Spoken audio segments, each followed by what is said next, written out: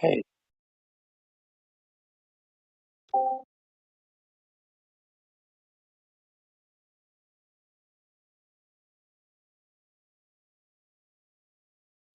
Hey,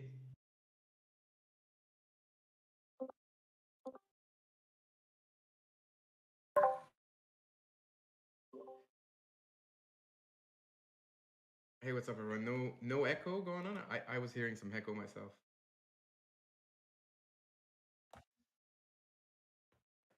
All right, good stuff. What's up, everyone? Welcome to another EOS Fireside Chat.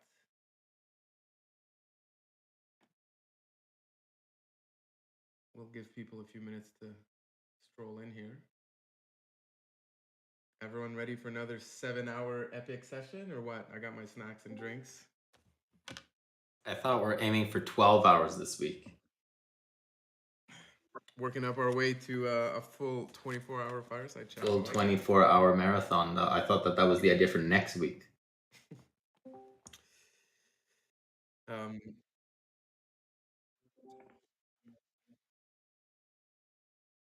There you go.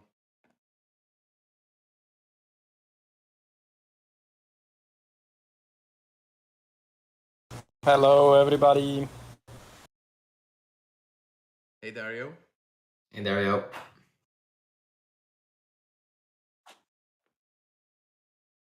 We got Blockchain Spock, Denis, Dogman, Jesse, Joshua, Jay Warner, Lion Flash, Patrick. We got Ted Kahal, Vlad, Eve, and Zach in the house.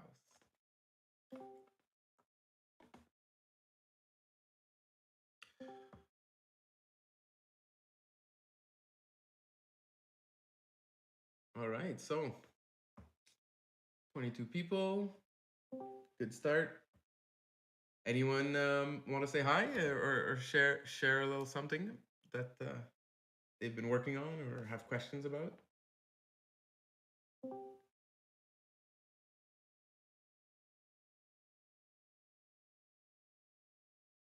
All right, let's make this the official start of the EOS Fireside Chat for today.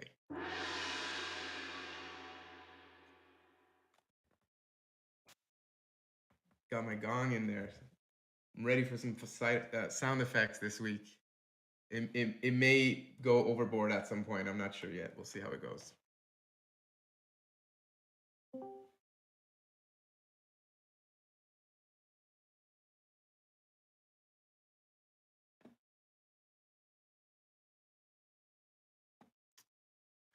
All right. So,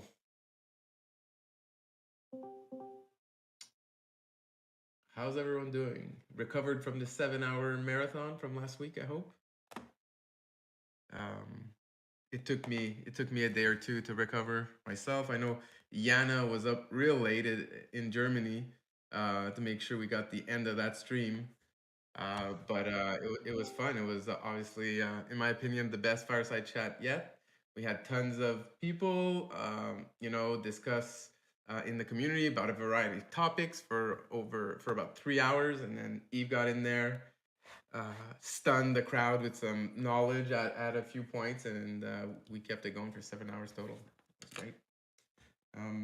Yeah, anyone want to share anything with the people that have joined in so far? Please go ahead.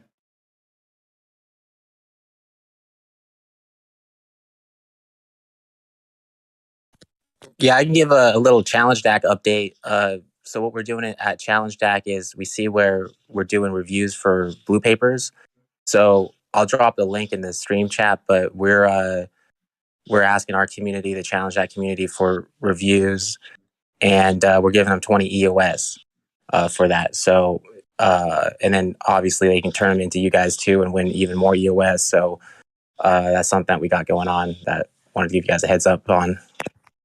Yeah, thank you very much for that. We noticed there's a few people that wrote. If there's one thing that you could help with, you just mentioned that they do it to you and then they could submit it afterwards. Just remind them that to submit to us, there's the web form, which really helps us track it. And the ones that we did see so far, I'm not sure exactly if it was understood by them. the ones I read anyways were literally copy pastes of the blue papers. And so if they do that and they want to add comments to the sections of which they're pasting, maybe differentiate it so it's a little bit easier to read. Otherwise, it was kind of difficult. Those were the two, I guess, comments that from the ones I reviewed so far. But that's awesome that you guys are doing that. It really encourages more feedback. Awesome. Yeah, we'll play around with it and try to get as much feedback from our community as we can. And we'll be a little bit flexible for the word count for everybody else who's listening. But yeah, if you're copy pasting like 2,000 words from the blue paper itself, those words aren't going to count in your word count because that kind of defeats the purpose. So the idea is the submission itself needs to be above a certain amount of word count, and we're flexible with that. But it can't be that your submission is 5 words and really it's 2,000 words copy pasted. That's not really a submission. Appropriate sound. Nice.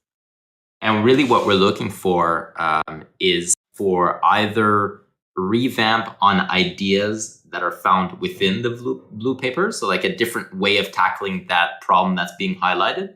And so that could be, for example, one of the original authors proposed a potential technical solution to do something, and you think there's a different way of doing it. Instead of approaching it from this side, what if we approach the same problem from a different side? So that's one of the potential entries. And the other one would be something that would fall in the theme of whatever the blue paper is, and then something that maybe was omitted. Now, what you don't know in the background, and what I'm sharing now, is the idea that these blue papers, what you see is the final result. But for all of the blue papers, there's hundreds of pages that didn't make the final publication. And so it is possible that what you are submitting, they had already drafted and they had already thought of, which is great, because then the idea behind that one is then if a third party, a community member, somebody that's not in the original authors also believes that, hey, you presented 7 ideas within this theme, right? So it needs to still fit within the theme of the blue paper. Then I'm hearing like clown sounds. If here's one part that we think should be elevated to the final status of that blue paper in the community enhanced version, essentially. And so the original authors, then that would give them an extra boost for like, oh yeah, we took it out, we thought of it, but now somebody else who wasn't part of the original authors thinks that should be brought forth. So that would be a second one. And then generally, I think the third one, which is the smaller option, is they presented something and you think that it could be added to, like, hey, you guys wrote this, but we think that if you added this part to it, like an add-on to what essentially is the proposal, that's the third part. And one of the things that I'm seeing right now with the feedback is sometimes the proposals are completely out of left field, like they don't really relate to what the blue paper is. And so the idea is not an all-encompassing, is there anything that you would like to talk about that's not really related to one of the blue papers? Although we'll accept those and you might meet the guidelines for the 100 EOS, but really we're trying to keep the blue papers to the actual content or the theme. There's some guidelines around that. So it's not just anything and everything.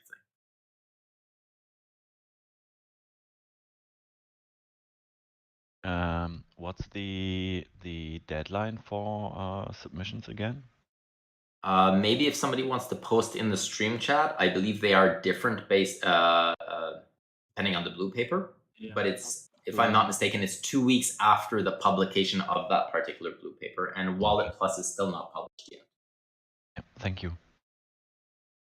We have received, and some people have sent some good feedback, or they've shared in the background that they'll be proposing feedback. We also shared, for example, this morning, I don't think it's live yet, but in the Mandel upgrade call, this idea of a mono repo initiative potentially. So that's something that we'll do, or we've done an invite. All right, hold on a second. Somebody's calling. I need to mute myself.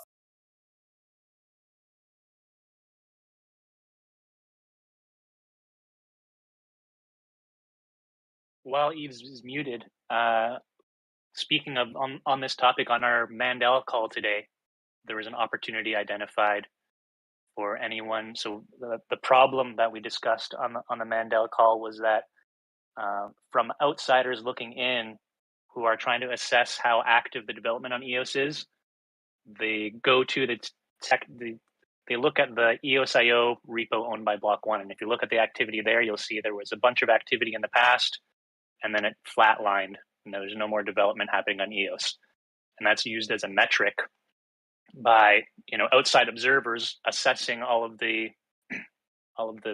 blockchain projects out there. So the question came up on the call: how might we better showcase all of the development happening on EOSIO? We know that there is lots of development happening. It's just happening in different repos. And the group talked about pros and cons of doing a mono repo. So I shared in the stream chat GitHub issue with details about what we discussed. Check it out. Maybe there's something there for someone who's looking to submit some feedback. Maybe that's something you can start with.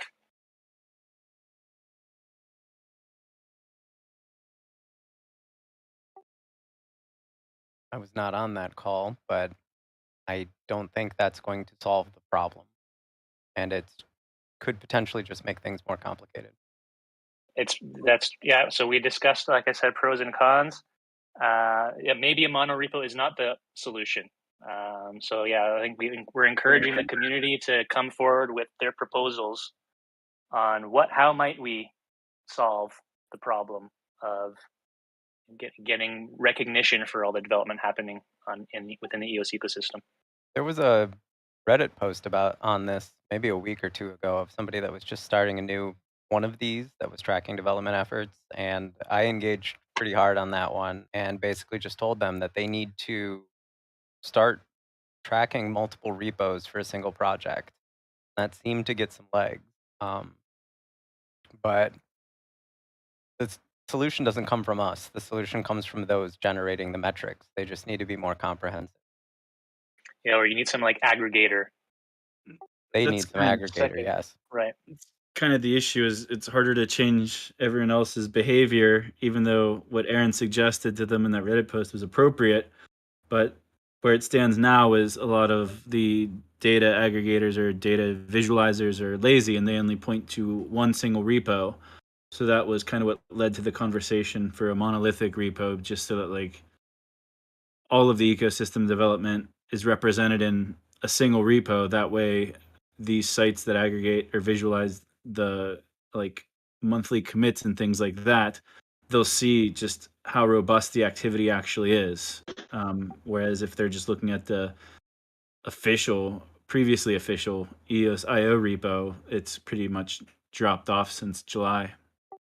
It's never all going to be in one repo, though, so it's never going to capture all the metrics. It's impossible to put everything. Exactly. No, I mean, it's impossible to get a real metric based on one repository, no matter how much you shove in it. It's a false premise. 100%. It's not worth chasing.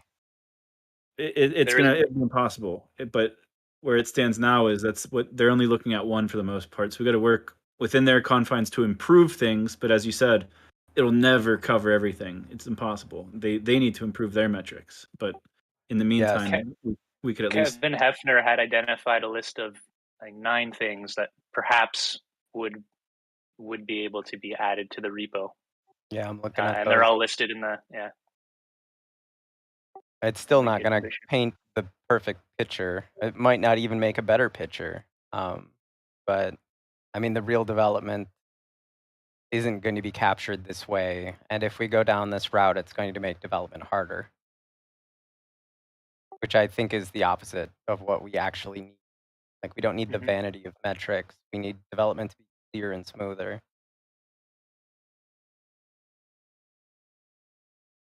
Yeah, I would second what Aaron is saying. I think it would really complicate the development flow. And also it would kind of make anybody who's working not in that repo be told that they're not contributing to EOSIO. For an example, all of Greymass's repositories would not contribute to the mission of EOS. And that would be kind of a lie, because Greymass is pushing a lot, and even EOS Nation is pushing a lot within our own. I mentioned on the call that, for example, Pomelo would not be included on that. That was the point that I raised on the Mandel call. Exactly. So I think it's mostly just working with the analytic sites. And if we're always to the mercy of other people's measurements of analytics. Like it's up to us to inform them how to measure how to properly measure EOSIO's development. And it's very similar to how we report DeFi analytics in the space. If we never put in all the plugins, and if we don't update the repository, the analytic repositories, then of course we're not going to be measured in the analytics because we're not doing the work to update those aggregators. And maybe all of the anchor work and all of the EOSIO core development that Greymass is pushing should be considered as core repository.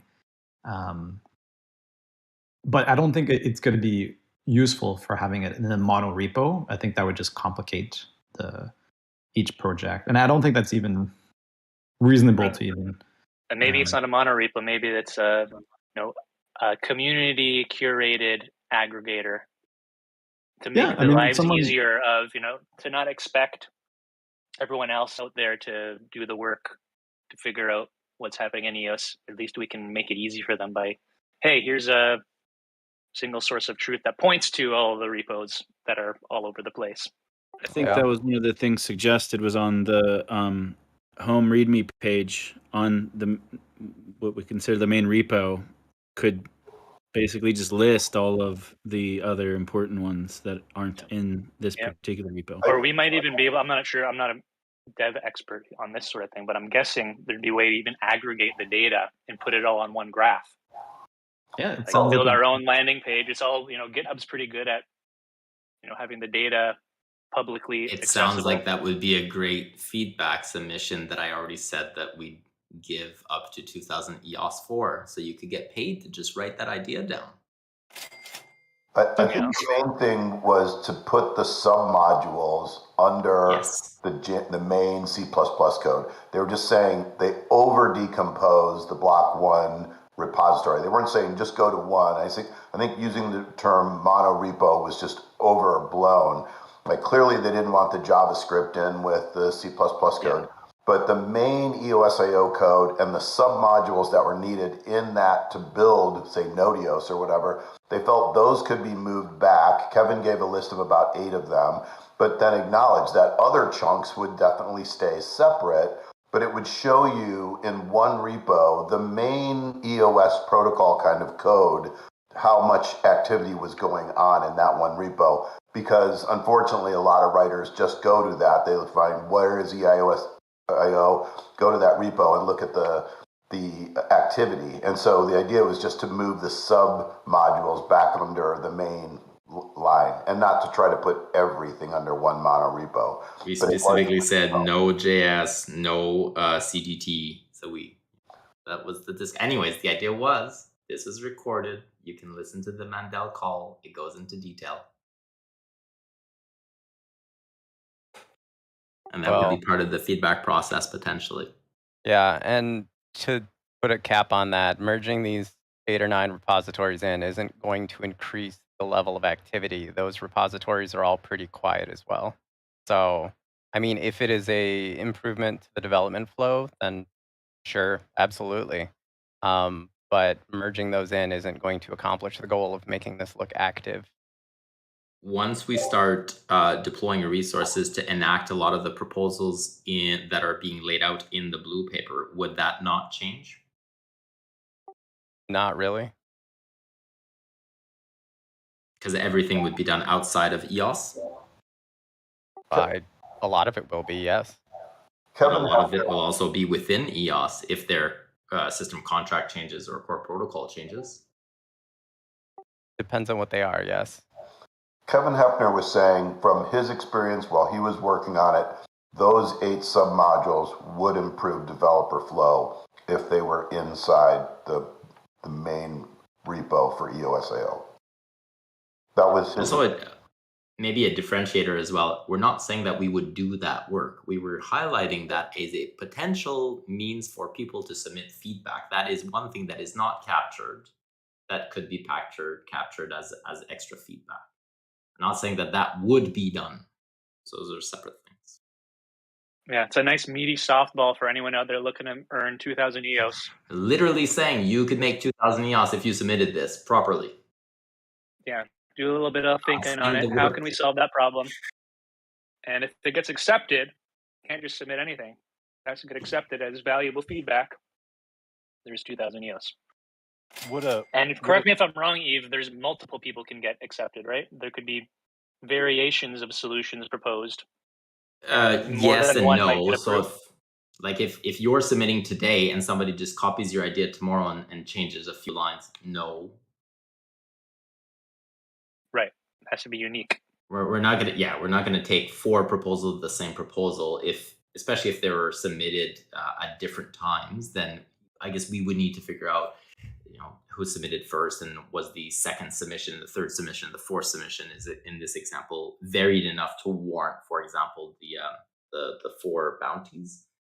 But yeah, if the idea is you're gonna wait, somebody submits something tomorrow and you submit the exact same thing next week, no.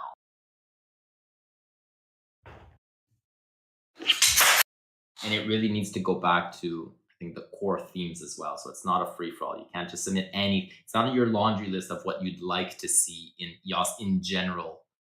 It needs to fit within the themes, because the idea is then to consult with the original authors. And if it makes its way in, the community enhanced version of that particular blue paper.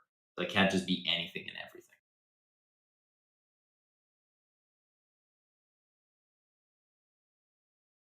And there does need to be weight and meat to it as well. So we put guidelines for word count, which clearly we're flexible on to a certain extent, but it needs to be, it can't be something that you thought of in 5 minutes. You need to have, just like the original authors, there needs to be research behind it. You need to be able to substantiate that feedback. And so it is likely that a lot of this feedback will be from developers. Not excluding non-developers, but it needs to be something that was given thought, and that there's meat to it, there's depth behind it, there's research that went into it, that it comes from somewhere. So the same process that the original authors went through.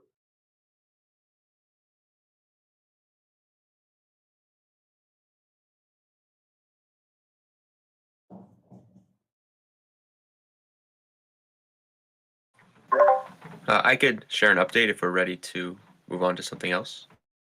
Patrick and I came out with EOS Rants, a Twitter competition. We built a mind map with short video content, and we're having a weekly competition. If you have a qualified submission, there's some rules, like, for example, less than 10 minutes, English only, no insults.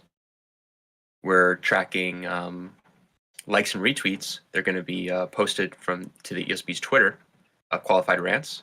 And if you get the most points in a week, you will win. Originally it's 25, but you've matched it. So it's 50 EOS for the winner every week. And so yeah. Caveat, not in perpetuity. I'm not committing to 50 EOS per week for the next 5 years in perpetuity. Sure, but at least in the beginning here, we'll see how it goes. For sure, yes. So thank you for that. So yeah, I'd encourage everyone here to participate. We can grow our mind map, and then when a new EOS community member looks at this mind map, it's a great way to learn about the EOS community. And so just want to thank Patrick. Patrick, you want to say anything about it?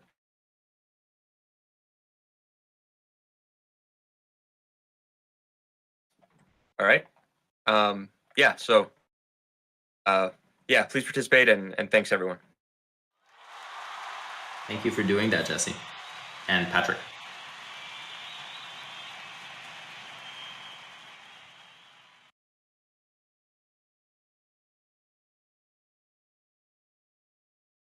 I can give maybe an update on EVM, because a lot of people have been asking about that.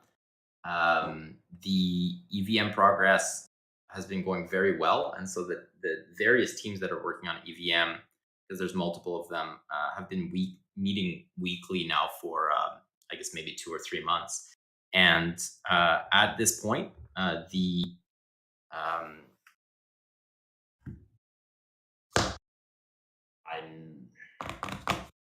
dropping my words. Hold on. I need to think of what before the RPC.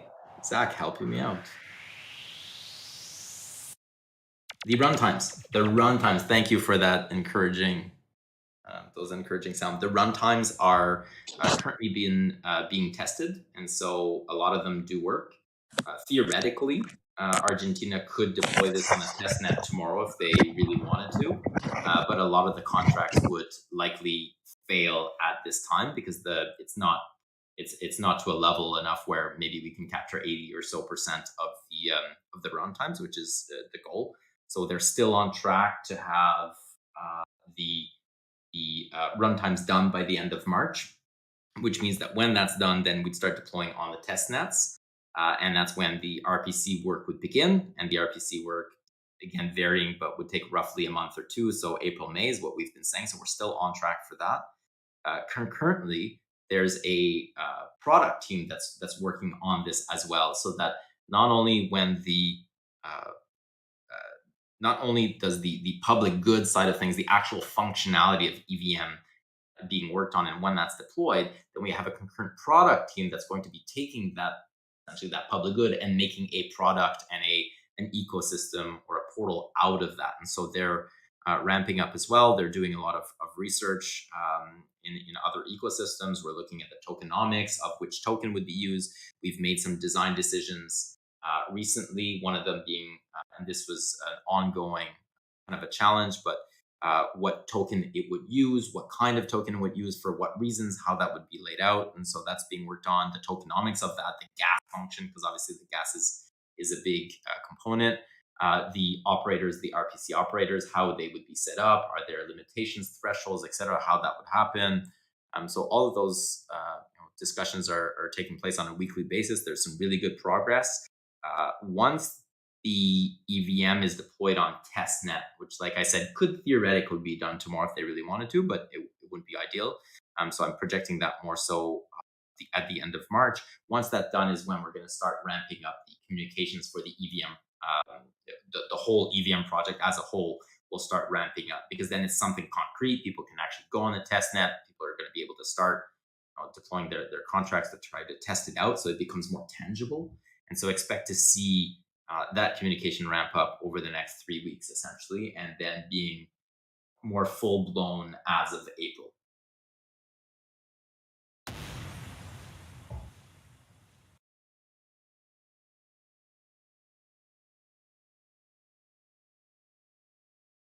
Does anyone have any questions about the EVM?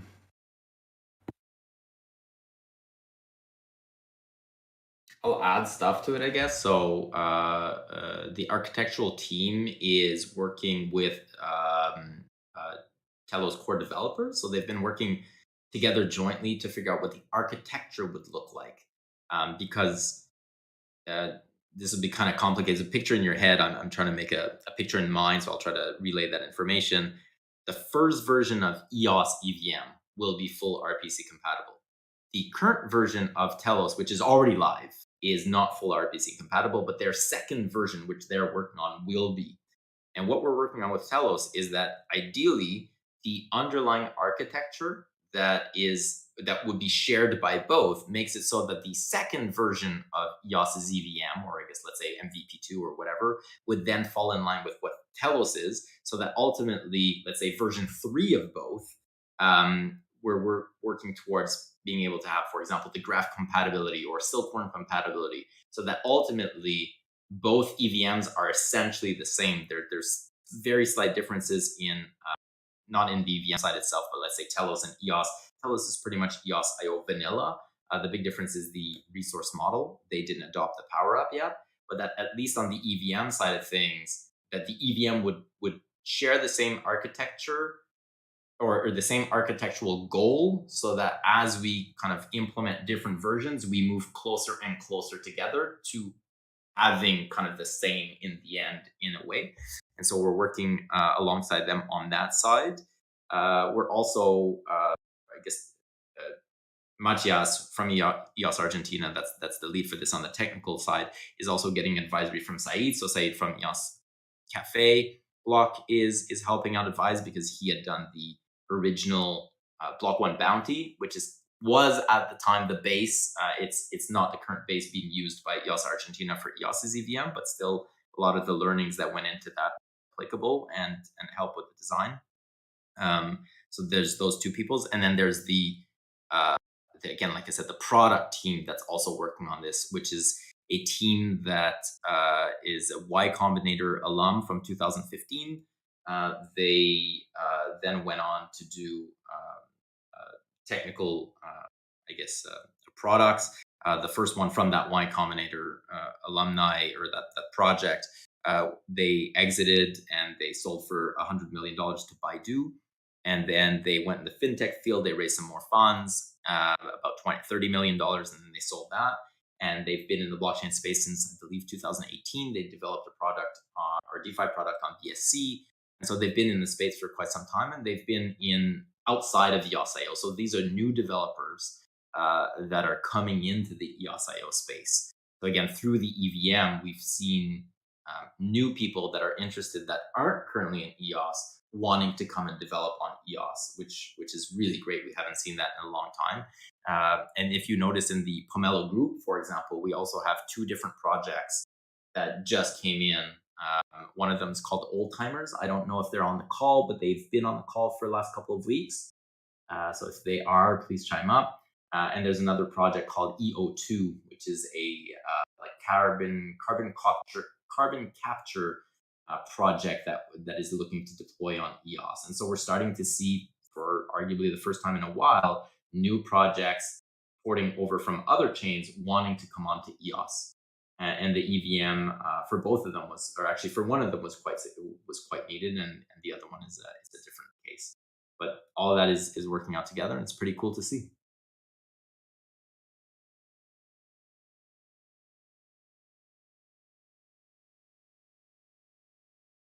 No, sounds very promising. I think it'll be really good to get those Solidity developers and working on having a EVM compatible EOS based chain. I think it will have a combination of the speed, but also all the contracts that are built on Solidity to be able to port them over to EOS. So I think that's going to be really amazing to see that happen.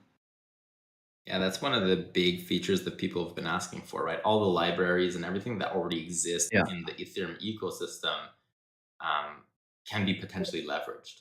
One thing that I didn't mention, but I kind of touched upon, and nobody's really asked, is what kind of token will that use? So likely, the idea right now is it would be a single token at launch, and it would be what would be called, I guess, the EVM token.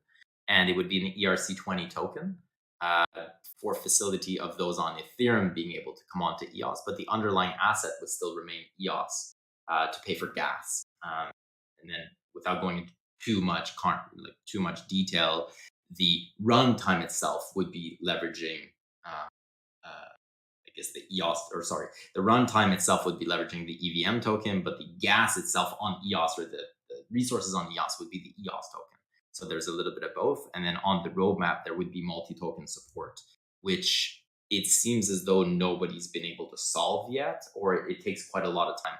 So we've been having a lot of back and forth on wanting to do multi-token support at launch, but that would likely push back the date of launch significantly. One of the main bottlenecks would be perhaps Silkworm integration, and we don't even know when that would come about. Potentially that's at the end of this year. So we decided to go with a single token support at launch, moving towards on the roadmap a multi-token support. One of the biggest bottlenecks for the multi-token support is compatibility with MetaMask. So MetaMask, if you've used it, a lot of you probably have, there's only one gas token. It's whatever the native token is. So if you're on Matic, it's Matic. If you're on ETH, it's ETH. So just in the UI of MetaMask, if we wanted, even if we built out a multi-token gas model, it wouldn't be compatible with the most popular Ethereum EVM-based wallet. So we would need a custom wallet that would be the only wallet that could work with the multi-token support at this time. But it is a cool feature that a lot of the other EVMs, if you look at Neon on Solana or some of the ones on Polkadot, they all have it somewhere on their roadmap, but it was pointed out on last night's call that none of them actually have it, and it's probably for a very similar reason of if MetaMask isn't supporting it, then that's the wallet that 90% of the users are using. So it's not really usable, even if the feature exists.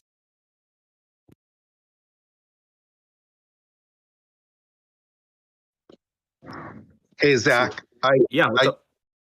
I just saw recently that MetaMask has a new developer integration for the purpose of trying to build in connections. That's so when you say it's not compatible with MetaMask, I think they've already experienced that problem is a problem that needs solving, and that they're actively developing a way that we could have a developer, couple of guys take a look into see if that's as much as a hurdle that you anticipate it might be. The current time frame to deploy this is in relatively 3 weeks. So if we want to push that back, which we don't want to do, then it's potential. But they have done the research, and it seems like like I said, the implementation would likely come through Silkworm, which is slated for the end of this year. Now there may be other venues as well, but and please share that information. It's likely that this is happening in the next 3 weeks. Jay, can you drop a link to that in the stream chat just so I could put it in my notes? I'll have to DM you afterwards. I have to look at it myself. But I'll do it after the call. Thank you. That'd be great. Yep.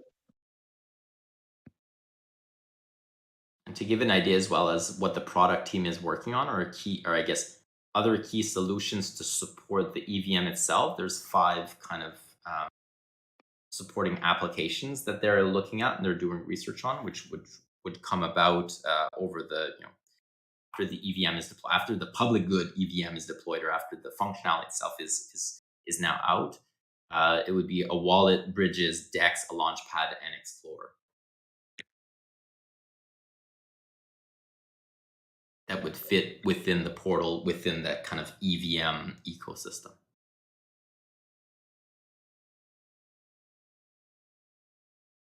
And one of the big things is that those block explorers that Ethereum community is used to, and the ether scans and all that stuff. That would be nice to have. So we did get a quote yesterday from EtherScan, and they want like $2 million. Well, it's not that bad. It's not too bad.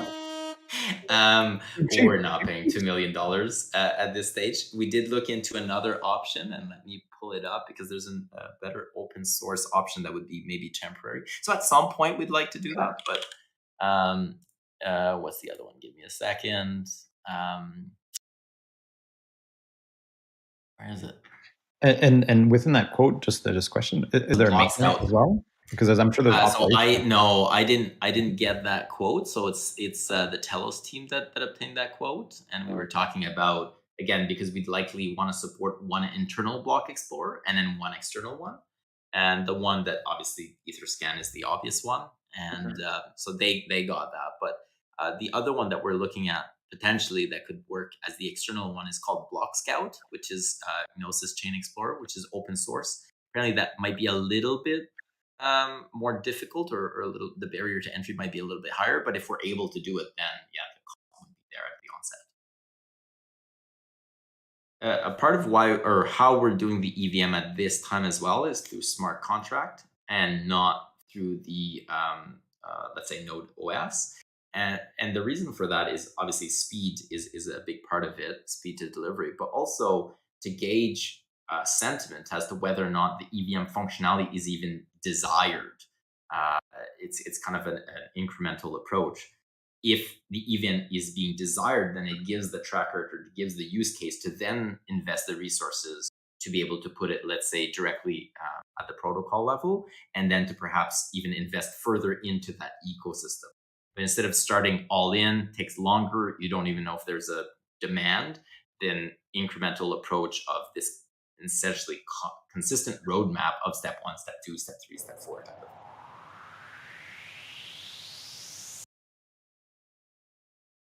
Steph is going all in with these sounds today.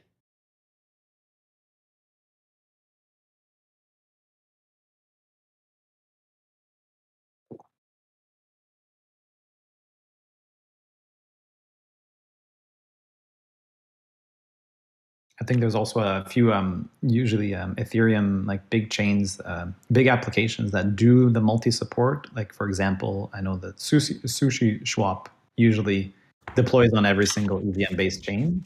So I think there's a few applications that would most likely be the low hanging fruit of support. For sure. So there's a lot of applications that do have 12 plus chain supports, as long as it's compatible with the EVM. So yeah, and the EVM would be full RPC compatible, and so yes, it would be relatively easy to do that. Yeah. Mm-hmm.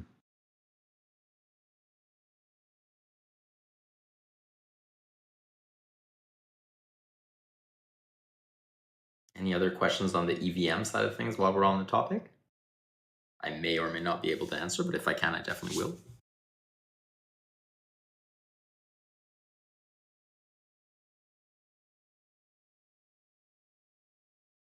This is Mark Stair. Can you hear me? I have a question. Yes. Just curious of since Telos has the EVM, how is the EOS gonna like compete against that, or what is kind of from a marketing standpoint, what's the goal or whatever on the EVM on EOS versus just leaving it on Telos? If people wanted the EVM, they would just go to Telos. Is it expected to be full on Telos? I know there's value on EOS, but I'm just trying to see what sort of the overall goal. But it's a different community. It's different. And there's different liquidity backing those projects as well. There's different even different use cases or different options available. So I'm not really sure how to answer the question. I mean, we are working with Telos so that essentially the EVMs, I don't know if you were part of there when I mentioned that earlier, but so that the EVM architecture itself will be moving towards being the same, essentially. And then the idea is through then the other initiatives that we're working on, for example, EOSIO Plus, to actually reduce that friction between chains. So for a concrete example, UX has been working on an EOSIO trustless bridge. Well, if you had EOSIO trustless bridge, if you had the EVM that would be compatible through EOSIO chains, now you'd be able to capture developers that come in to the EOSIO ecosystem and are able to deploy and or capture different communities and different value points, or what they're looking for in terms of value add. They'd be able to access it multiple different ways. Again, you're just opening more doors. So I guess your direct question to answer, what's the marketing? The marketing is just opening doors, more possibilities. Another difference, I've brought it up in Telegram a couple times, is the EOS is the only EOSIO chain currently using the power up model, which means if you did get mass adoption, which is the end goal really, is to get a massive amount of transactions because you got a lot of users in dApps. EOS currently is the only EOSIO chain that could go to 100% CPU capacity because every bit of CPU is available because of the power up model. Whereas, for example, on Telos, they've got a lot of tokens staked in the Rex, but it's still only like 45%. That means unless that increases, then you kind of hit a limit of you can only use 45% of your total CPU capacity on chain. And then if you look at Wax, for example, because Wax could also implement EVM, it'll be open source. Wax doesn't even have the Rex model on over there yet. So there would be a time to deploy all of those. Whereas EOS, one of its advantages, it's ready to scale from the onset. It doesn't have to hit a bottleneck and then figure it out like we did after IDOS. We went through that already, and we're already prepared.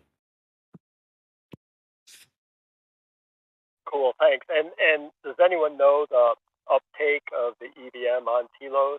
Like, just in general, is it going as they expected or going well? Yeah, seems like it's going very well. Yeah, so we, in order to, I guess, assess what gas fees would be and how much RPC nodes would need to make in order to make it sustainable for them, we actually downloaded all of that data from multiple chains: Avalanche, Polkadot, Solana, Telos, etc., to see the average number of transactions per day.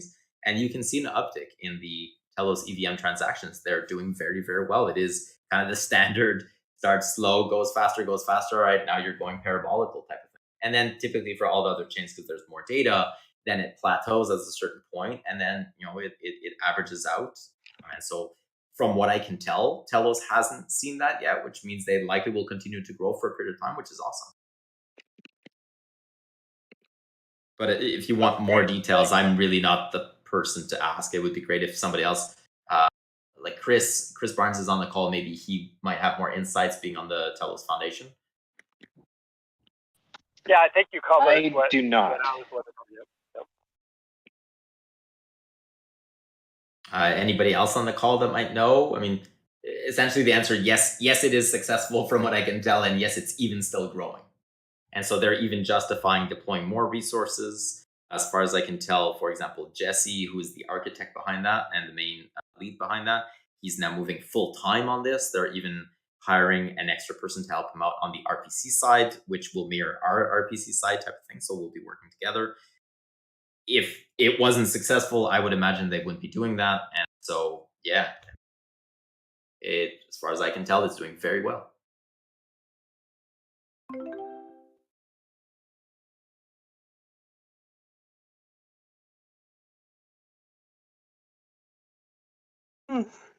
Is there any differentiator between EOS EVM versus Telos EVM? I don't know. Apologies if this is already answered. The last time I answered that, it caused a lot of shitstorm. So I'll try to answer it better this time. EOS EVM is already live. Okay, so this is not a competition between EOS and Telos. Telos EVM is already live. Telos EVM currently is not full RPC compatible. They're currently working on the full RPC compatibility. EOS EVM, which is not currently live, which will likely be live in the next couple of months, its first iteration will be full RPC compatible. A few months after that, Telos will now have its full RPC compatible version of EVM, which they're currently rewriting. Then, like I said earlier, Telos and EOS are working together so that the underlying architecture of being able to achieve that full RPC compatibility, and then more than that, because then it's the intrinsic. So now if we get into super detail, neither of them have full intrinsics. I don't know how many intrinsics there are, but neither of them have that. There's even limitations at the protocol level because of the amount of CPU execution time that you can have, which far outweigh what EOS can even do because of block times. Anyways, that becomes very, very complicated. But the idea is both of them are working together so that ultimately, once we get to, I guess, our version 2, or our version 3 and their version 3, they would likely be running the same thing or very, very, very close. But the incremental approach, they already have one. We don't have one. Our first one will arguably be better than their first one, but their first one's been running for a year. Does that answer the question? And then underlying all of that, then the chains themselves, Telos doesn't have power up. So that's a difference at the chain level, but the EVM itself will essentially be the same. Well, there's also the it's more for the infrastructure providers, but what goes along with having full RPC compatibility is actually RPC nodes.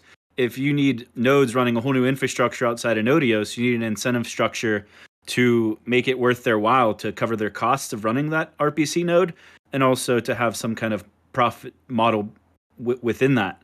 And that's something we've already scoped out. We had a contractor that modeled out all of the economics. We know what the minimum gas token price has to be. We know what the minimum threshold of transactions per day needs to be based on a particular price. So we've already worked out a lot of the economics of what it will take to have the full RPC compatibility. It's quite a bit of research. I guess that's a significant difference. Telos uses its native token, whereas EOS likely in this iteration, this product that's being built, which doesn't exempt anybody else from building a product out of the public good, but the current team building it likely, like I said earlier, would be using an EVM token. So it's a completely different token. It's like Zach just said, it's essentially a different set of parameters. It's not embedded in EOS. But they had the possibility of doing that in Telos. We didn't. Likely after a period of time, like I mentioned as well, if this is successful, then it would move on EOS from smart contract level down to node EOS level, but we're nowhere near there yet. And the cool thing about having a gas token is it's very similar to like what Dan's proposing with the mutual respect. So if you had mutual respect, because the gas token would be backed by EOS inherently, if the gas token did go up in value, it would result in a lot of locked up EOS. And that's one of the strategies also. And also deploying it as an ERC20 with essentially the version on EOS would be the wrapped version of it. Its real version, its, I guess, base layer version, its original version would be an ERC20 on Ethereum, where it has access to a wide pool of liquidity. And as we all know, it's much more difficult getting EOSIO based tokens listed on exchanges. So whenever you have an ERC20, it's pretty much plug and play for an exchange. There's not a whole lot of added integrations or added costs to get that token on an exchange. So that all plays into it as well.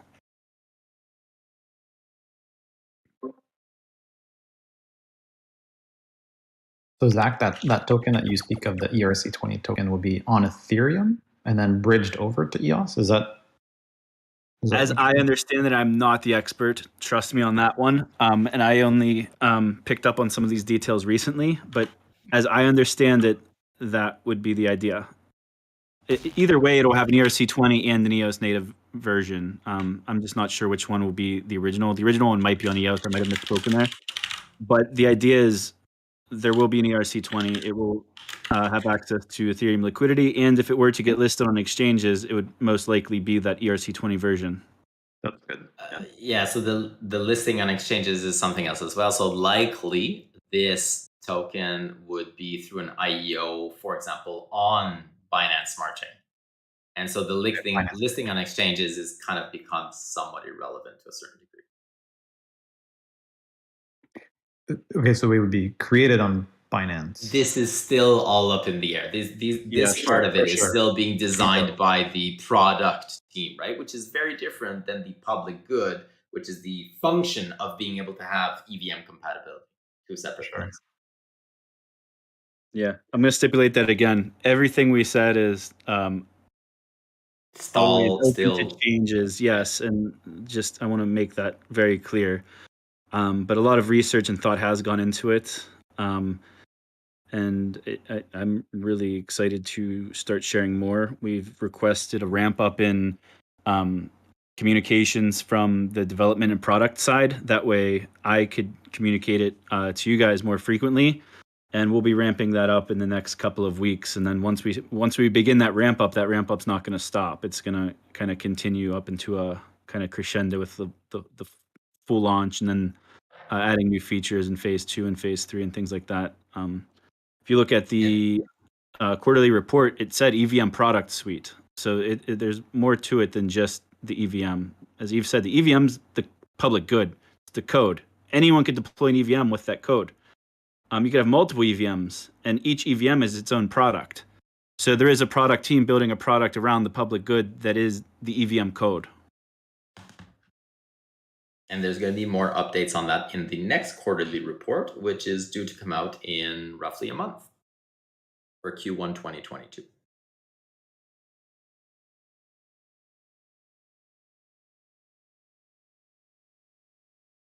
I liked Aaron's analogy he gave in Telegram the other day of how the EVM, it's kind of similar. We want obviously developers to develop on native EOSIO, but we don't necessarily want to force them.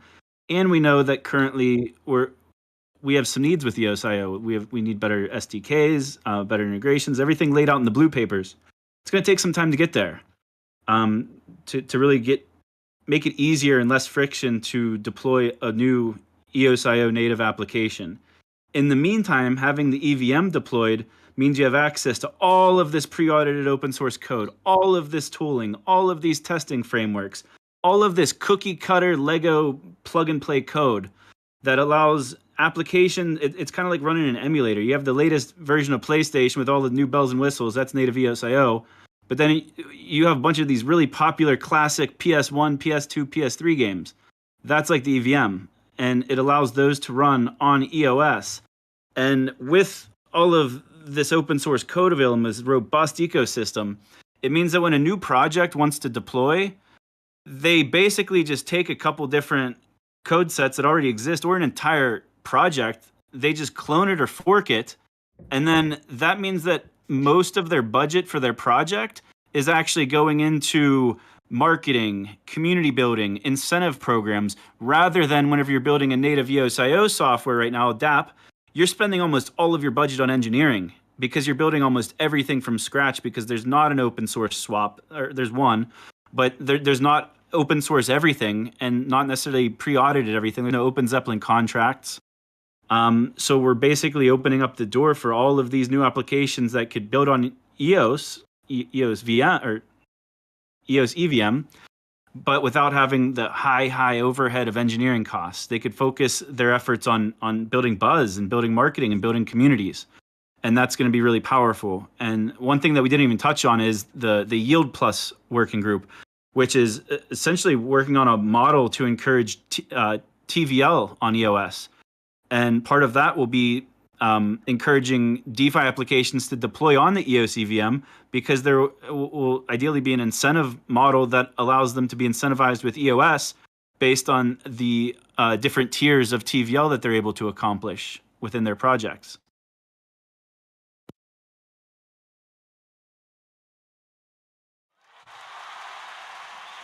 Yeah, that deserves a clap. You said it well there, Zach. I think it's really promising.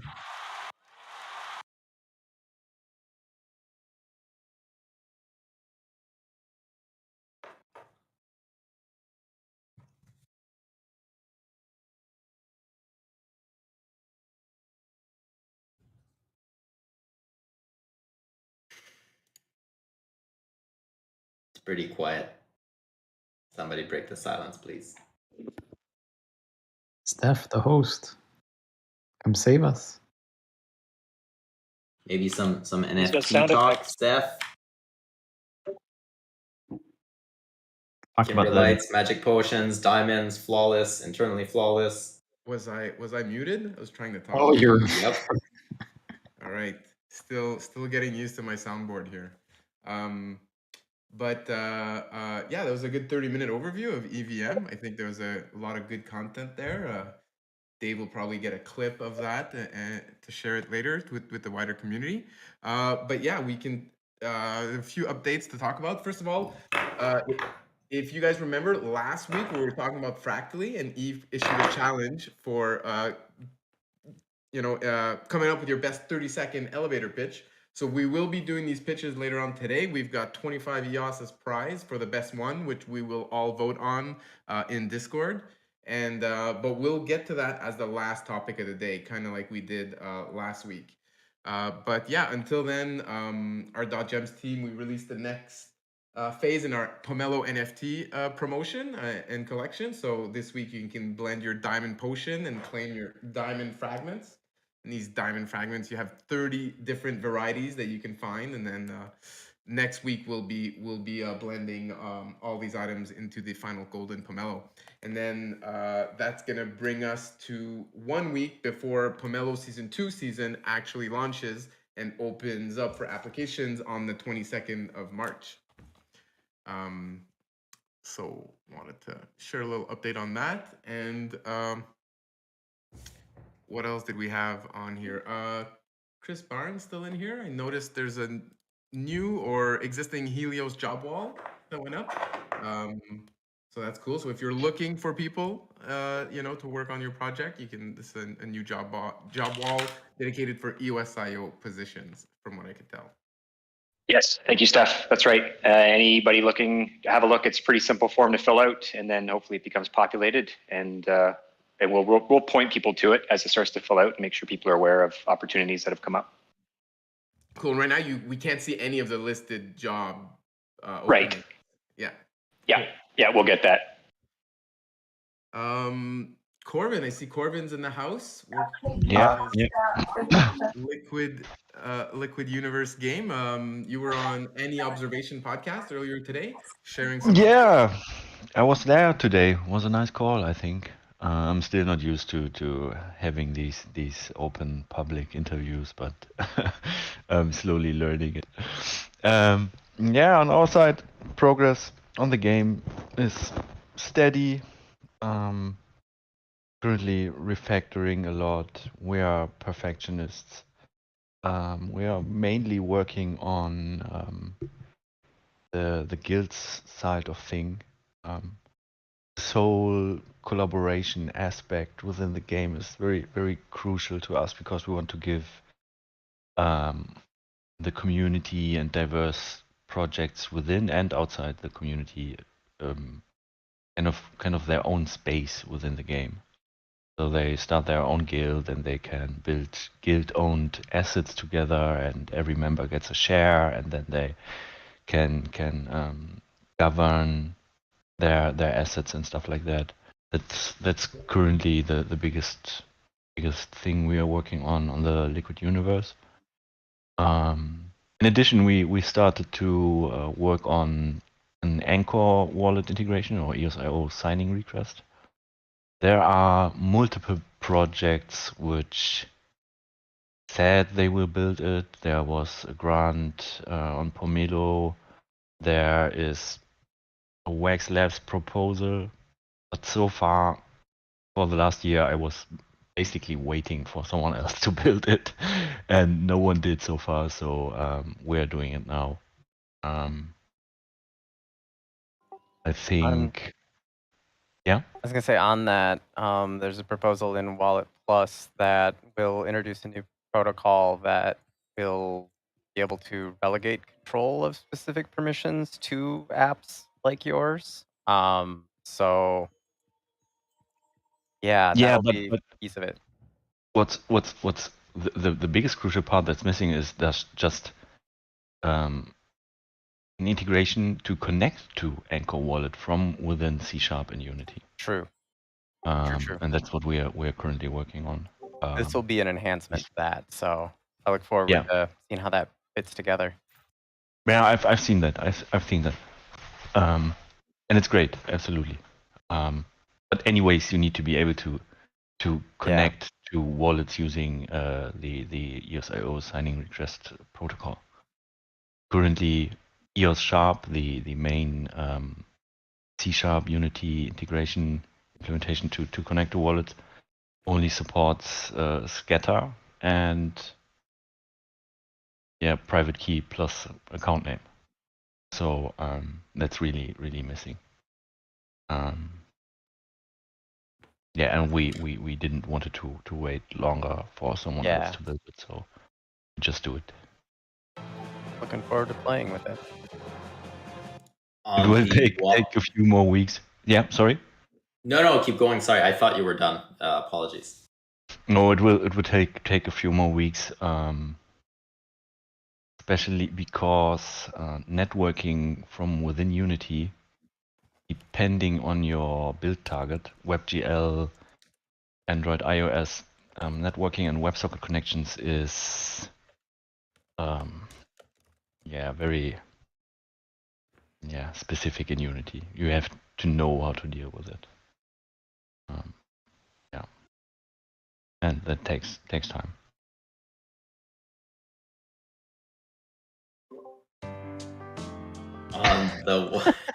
It's so awkward. Thank you for that update. On the Wallet Plus front, just an update. Originally, we wanted to put them out tomorrow. Was the original date that we set up, I believe, a month and a half ago or so. There are a bit of delays with the Korean translation, and so Chinese is done, English is done. We're waiting on Korean, and we should be able to have the Wallet Plus blue paper out next Tuesday or Wednesday is the general, or probably Wednesday, so about a week from now. And that one is, I particularly enjoyed it because it addresses a lot of the UX side of things. Plus, it's the fourth paper to come out, so there's a lot of the way that even is being presented, and I think the quality and the way that it's being written obviously fed off of the other ones before it. I'm really looking forward to, and I know that Aaron is really looking forward to, and Rami as well, for that one to be out. And then that's it for those four original blue papers, and then it's the feedback process, and then it's the fun part of the work doesn't end. It's the fun part of them choosing what we're going to fund and why we're funding and in what order. And we're going to be leveraging, ideally, EOSIO Plus working group for that as kind of a test bench for how the different chains could come together to determine priority, weight, costing, etc., etc. And in my mind, one of the ideas that would likely propose in the EOSIO Plus group as kind of a test bench for this right now, in my mind, would be one of the items in the Wallet Plus blue paper. That's alpha. Nobody knows that. Aaron didn't even know that. Oh, might have gotten a little hint in a meeting earlier today, but okay, maybe. But that's confirmation. So it's but no, the amount of work that was put into these blue papers is amazing. So having those out finally and being able to now start really dissecting them, really taking into the task of which ones do we want to do and then which priorities, and then how would we go about doing that. That's where it's going to be really, really fun, I think, to start, especially for the externals, for everybody else outside of the original authors and DNF, etc., to start seeing where we're going as an ecosystem. That's when we'll start being able to make products out of that, or even marketing what it is we're going to be building for the next. I mean, what do you think, Aaron? If we really wanted to, how much work is on the plate here for all of the blue papers? If we really wanted to, like for the next 2 years type of thing, and then if we have a process of ongoing, not maintenance, but of rewriting and research and stuff, essentially we could have a process where we always have work on the plate. Is the idea? Do you agree? Yeah, I think so. I mean, I could see easily 2 years work out of the Wallet Plus paper. I mean, you could expand that if you put more teams on it, but that'll take time to ramp up as well. So, and a really cool part with that as well is it won't be theoretical anymore. So we'll be able to post once the bounty section, for example, on Pomel is up. We'll be able to post the proposals that the community arguably came together to say we'd like to see this. And that will be concrete jobs offered to developers inside of the EOSIO, but also outside of the EOSIO, to say, this is where we're going. Here's what we are wanting to work on. Would that be of interest to you? And so I'm really, really excited about that part. Because there's too much work right now. There's not enough people. There's definitely more work than there are people right now. There are projects in those papers that I would love to be doing, and I could say the same thing with the rest of my team. And we just, there's no way we could say yes to all of it in the next 2 years. There's a lot to be done.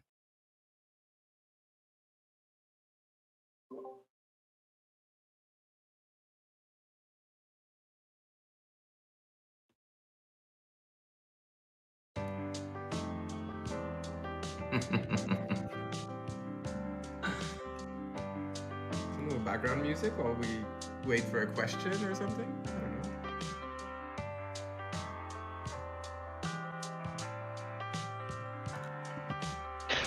Has someone read the document that the white paper today the White House today published?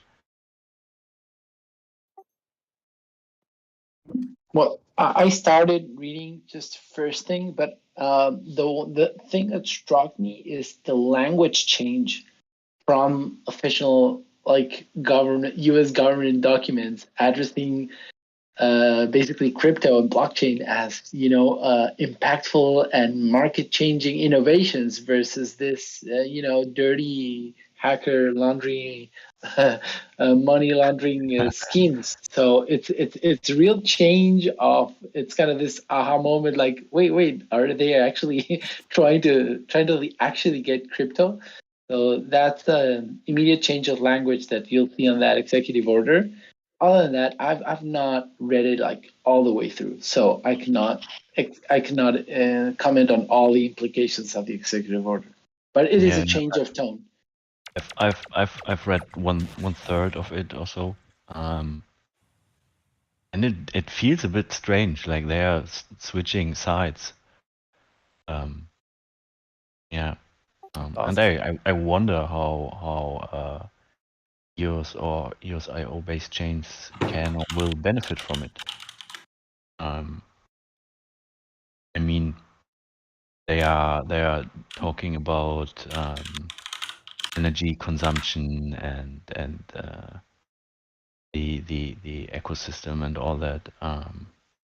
So it sounds like the American government thinks that proof of stake or delegated proof of stake is a more sustainable way than proof of work, which sounds great for the future of EOS. And I mean, one of the reasons we all are suffering in this space is regulatory stuff and guidelines and rules. So I hope that EOSIO will benefit from all this, especially EOSIO. Yeah.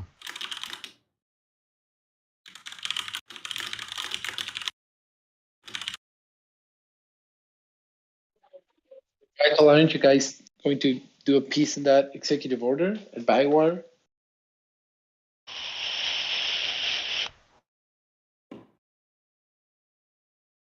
Michael is on listening mode. My soundboard.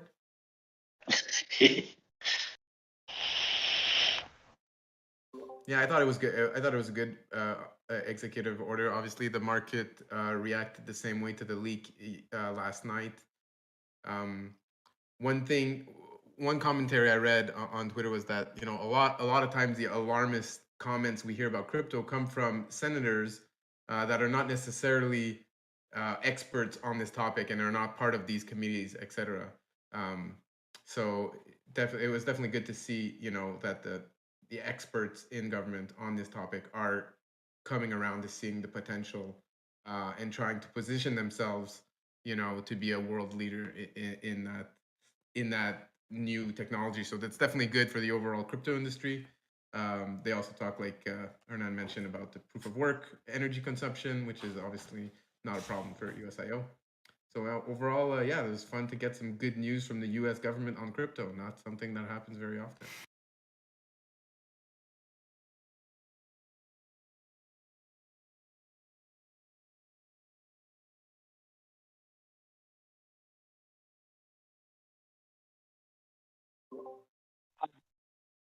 Well, that kind of goes around most of the topics that I've had noted down for today. Was we can get into maybe fractally, do some elevator pitches if some of you guys have practiced elevator pitches, and yeah, maybe to get into it, we can talk about the last fractally call that happened. So these calls are going on every Saturday, and then they go through the fractally process. And I know a few people on this call joined last week. Did you guys want to share something about how it was?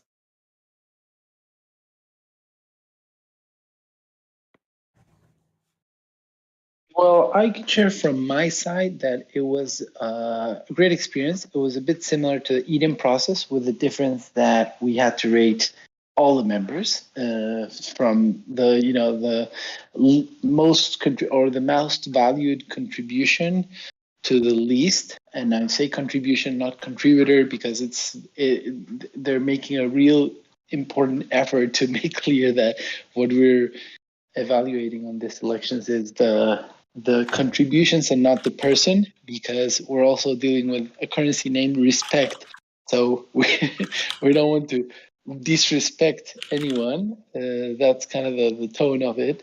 But and it's something that I'll raise from the beginning, which I do find a bit challenging to be rating the last contributors, not only the most contributing members of the specific group, but overall, we couldn't reach consensus on the first round. And when we got some extra time, we just decided to everyone, just post their own opinion on what it is. We make an average of the points, and then that's how we reach consensus, which I think it's most of the groups. Basically, I think most likely that's the way it's going to be. But yeah, my overall look is that it's a great. I think it's a very interesting upgrade or next version of Eden, but I do see a lot of challenges where things can get complicated, because especially Dan wants to evaluate the contributions themselves and not the person. But I think they come together, right? Like, well, because Dan Larimer shows in the group, and we've all been tracking him, so it's hard to just say, okay, what did you do this week, Dan? Let's see if you're maybe you get the third or fourth place, which is doable, but you know what I mean. It's different between the theoretical white paper and the practical effect of the elections.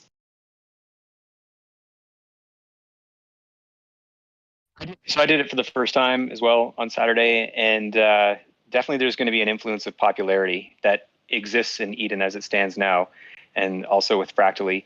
The idea that you have to come to consensus in a group from ranking everyone adds a lot of time. So it was hard enough trying to just pick one person to move on from a group, and because that's easy, right? Just picking one. But when you have to pick an order, that's more difficult. It's going to be interesting to see how this starts to play out and how competitive it starts to really get. If there starts to be real dollars and cents on the line and not just pretend respect tokens, it's going to be an interesting dynamic of consensus building for people to recognize that if they don't come to consensus, they get nothing. But yeah, I don't know. It seems like some people are going to leave a call pretty pissed off, probably, maybe. But did you guys find that? Sorry, did you guys find that new rank method like more intimidating? Would you say, like, could it be a potential barrier to participation? The people who are not as comfortable publicly ranking their peers would opt to not participate, compared to the classic Eden model where you just have to pitch yourself and pick your favorite. There's maybe a little less pressure. I don't know. It probably depends on the person and whether they're there to show up. Because people can show up and have done almost no work, and they're just there to vote. So that's pretty easy. They'll just be a recipient of pitches of work done, and then they can have their opinion heard. But if it's amongst people who are saying, I did this, and then the other person's, I did that, and one person's a dev and another person's a YouTuber, it's going to be, to answer your question, I don't know. I don't think it'll turn anybody away initially, but maybe after trying it and recognizing how challenging it is to come to an agreement on rank order, it might turn people off. Did your group, Chris, do the, everyone submit their votes and do the average method like Hernan did? No, we talked through it. There definitely is a need of if you guys might remember the consensometer from Eden, right, where you can kind of see where everyone's votes are landing throughout the call. That is definitely needed, so people can start to kind of rank against each other and see it real time. But we ended up landing on an order. It was pretty obvious. We had one of the guys from the Fractally team, Gregory, so he was the clear. Well, this was an interesting one too, is he got points sort of when he described himself. He said that he worked on the white paper, and I was like, well, that was a couple weeks ago. So I thought we were only ranking this past week. So that's another tricky bit, right, where you start to add that perspective of time. Is it just this past week? Is it all the work you've done up to this point in time? Do you have to go into how you got paid last time versus this current week? So then there's this catch up. So I don't know. It seems to me this could be fairly time consuming. But we did land on an order anyway. It wasn't that bad. And are you allowed getting credit for stuff you're getting paid for by somebody else? Or is it only stuff that's not being, I asked that question because when I described what I was doing, anything I did for Fractally was already under the payment of Helios. So I made that point, and I guess it's unclear how that's going to be weighted. It's unclear. I suppose everyone should sort of take that into consideration. And inside of your group, it's like, I've done a ton of work, but I already get paid. Then maybe if I'm a dickhead, I'll still try to collect more. But otherwise, maybe I'll try to let someone else who isn't getting paid but still did recognizable effort to push them up anyway. So it's a good question though. How does that get framed into each of the calls?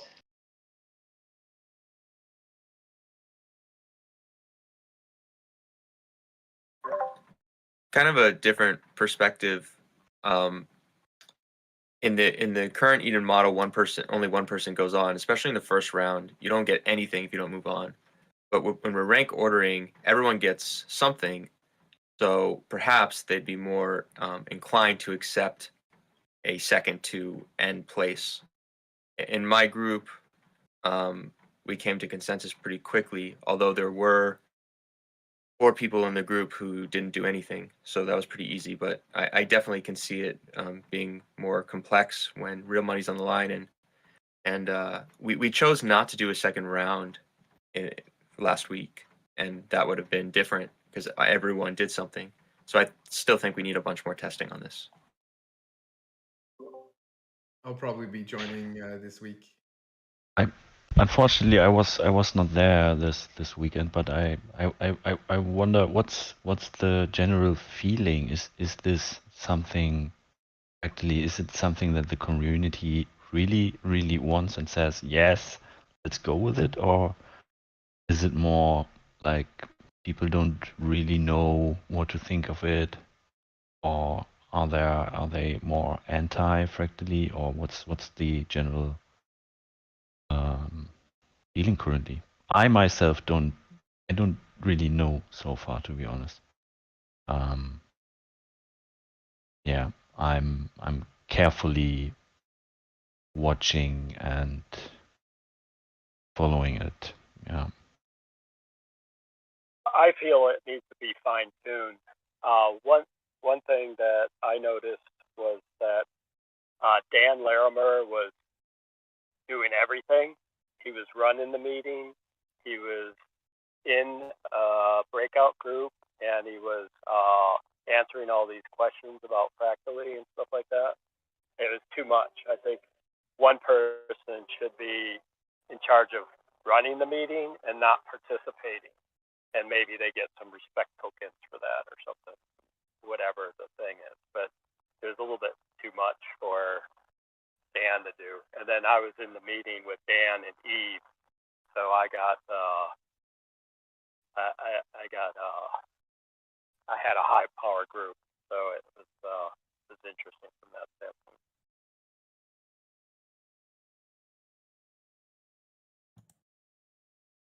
So I was at both of the first two Fractally group, and I definitely agree with the last comment that there's a little bit of a learning curve, and so really would, just like if you're playing a board game, somebody has to explain the rules of the game.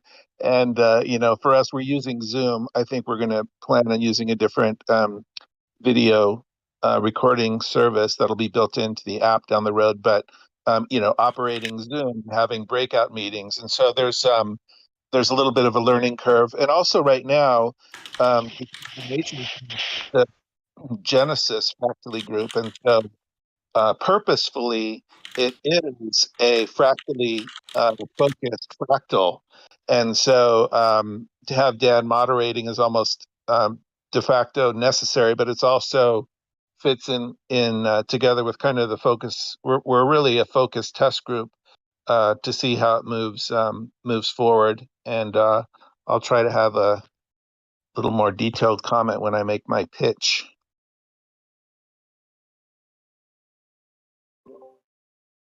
Awesome. Teasing the pitch. I love it. Patrick, did you want to share some words about your experience on Saturday? I see you're in the chat. I don't know if you can talk on your mic.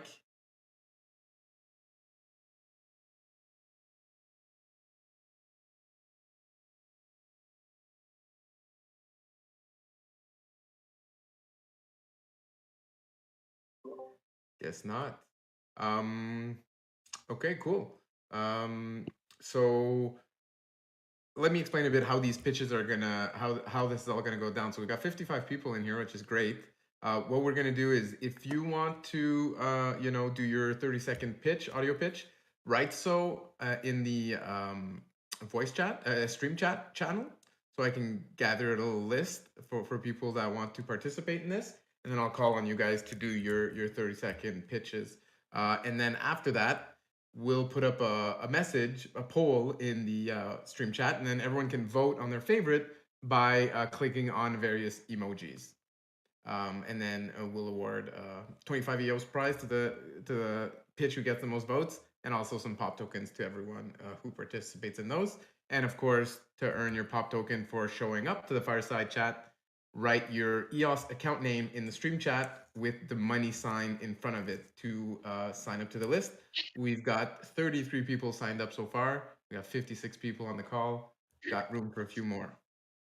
If we actually want to make this fractally pitches, then we should pitch fractally, which means that the next round we should pitch about the pitches of the pitch of fractally.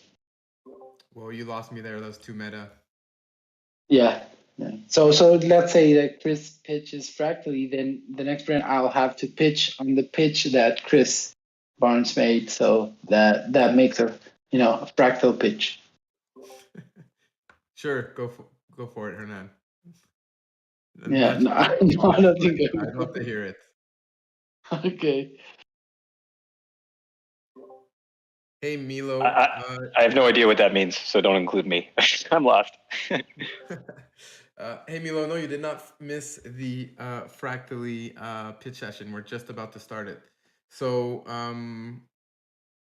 it was very funny, Chuck McDonald, very funny. So yeah, if you want to join the fractally pitches, you have to write "so" in the chat. No, you don't. Just make it clear that you want to join, and we'll get started in just a few moments.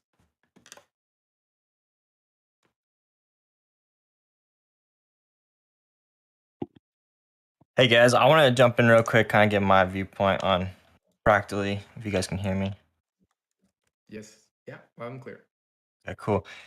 So yeah, some comments, I guess, from hearing in this Fireside chat that I feel like I guess I'd like to address is, so some of the things I think it's going to be interesting, and like going into the fractally this last week, I feel like a little bit of not knowing what we're voting our efforts towards. So for example, there's a lot of, I guess, a narrative around we're voting towards our contributions towards the fractally community.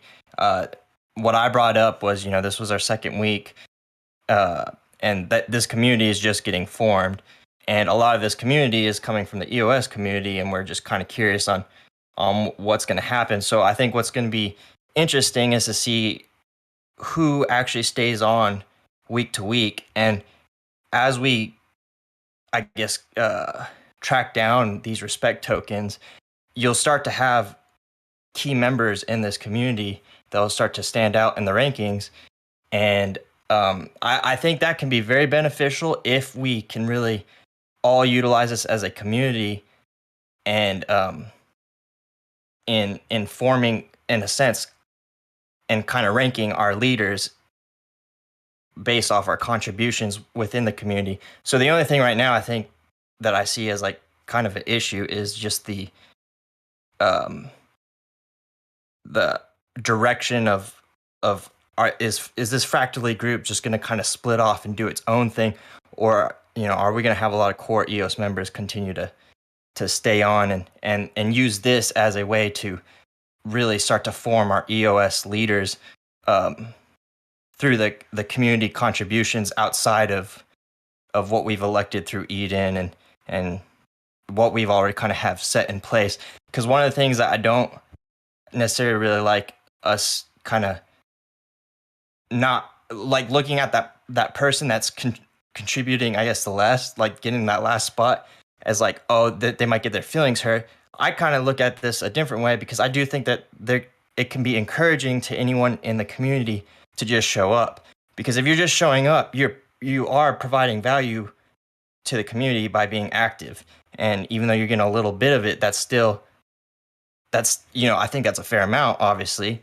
And I think that's the way we should be kind of looking at, like, this ranking order. If you're ranked more towards the end of the side, well, that's you just getting into the community, and then you can kind of find your way on how you can contribute if you're wanting to get more tokens in the future or respect or however we end up doing this. Like right now, the most value that I see in this Fractally thing is the ranking system, because I think if we can start to rank community members based off contribution and all the community members are ranking, like this is how we're getting the rankings, then I think it's just a great insight for the community to have.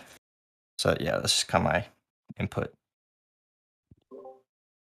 We just Gavriel with Helios just interviewed Dan an hour and a bit ago, and that'll come out later this week or early next week, I think. But that was one of the things that Dan pointed out, is that ideally a lot of people will show up just for the sake of spending the hour it takes to vote for somebody else essentially and help create the order, and then that respect tokens they get will be enough to cover sort of like minimum wage. Like it's enough to cover their time just to show up. So that might draw a lot of people in who don't really care so much about whether they end up in first or sixth, but they just want to show up and get that couple bucks for their hour.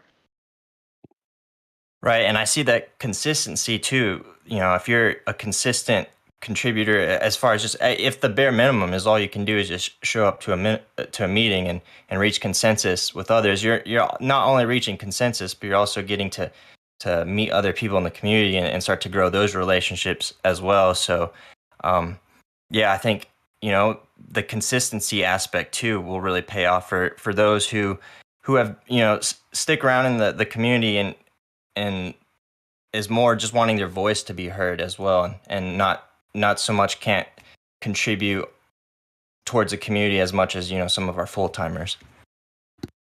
And on the flip side, the full-timers aren't all going to show up to this because it's not going to be worth their time. So it's not going to potentially be an accurate representation of who actually the leadership is. Kind of a chicken or an egg situation. Yeah, I mean, I think it will be interesting to see how it plays out in the longer run. I do think if this starts to grow and gain momentum, then it will start to, I think will either have to become more of a priority for, you know, I guess I mean, that is tough to say. You know, I get that, you know, our full-timers are working pretty hard, so it's hard to take time out.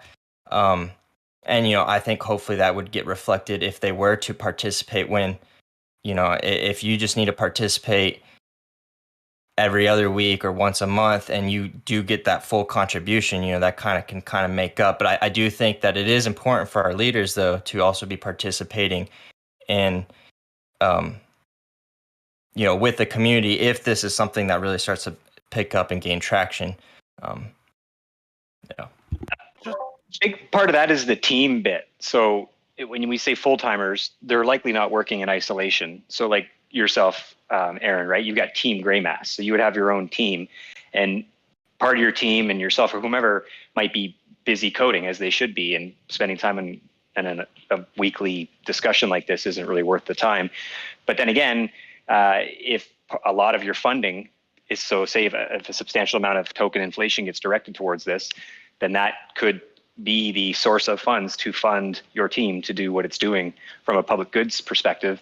And then because it's a team thing, if you can't make it, then your team who does happen to show up says, hey, by the way, Aaron's on my team, I'm on Team Greymass. He wasn't able to make it, and he generally does, and he's one of those guys who always makes it to the top because he's such a strong contributor. Your teammates might end up getting more respect or moved up in their particular respective rankings in their groups, making up for the fact that you weren't there that day. Yeah, that's true. And Johan, that I work with on my team, has asked a bunch of questions about teams because the incentives right now don't align for a single member to represent a team. The incentives align for every member to participate. And that, I mean, if we're talking a team of 10, that's, if each one is 1 hour, that's 10 hours of team effort that just got drained for participation. And if they move on, then you multiply it further.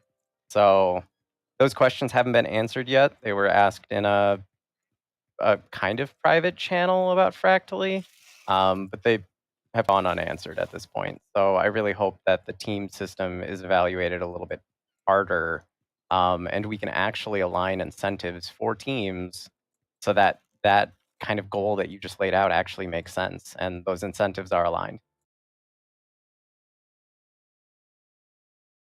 The game theory is crazy on all of this. Yeah, if this was a board game, which I love board games, this would take quite a few playthroughs. Yeah. to fully, and it's like you only get to play once a week, so it might take you a year to really understand what's going on. Just a quick question. So, what's the ratio per person who gets in sixth versus person who gets in first in the group? Is it that, like, for instance, how many meetings would I need to come to and get sixth place in order to make as much as a first place, whoever gets voted on? Does that make sense? I think it's 13. Yeah, that's the Fibonacci. It's I think the first guy gets 13, and then the last gets 1. Okay. 5, 13.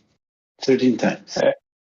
But then in addition to that too, the first place person will move on to different rounds and then also earn more. So it's that ratio, but then that's a greater ratio when there are more rounds.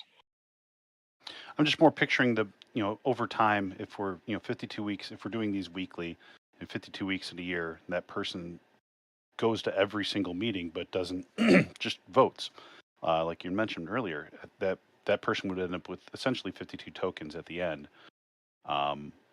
which I guess, it is representative of the time that they spent there. But again, it's hard. I'm with Aaron on this, where it's going to be hard for a team to try to,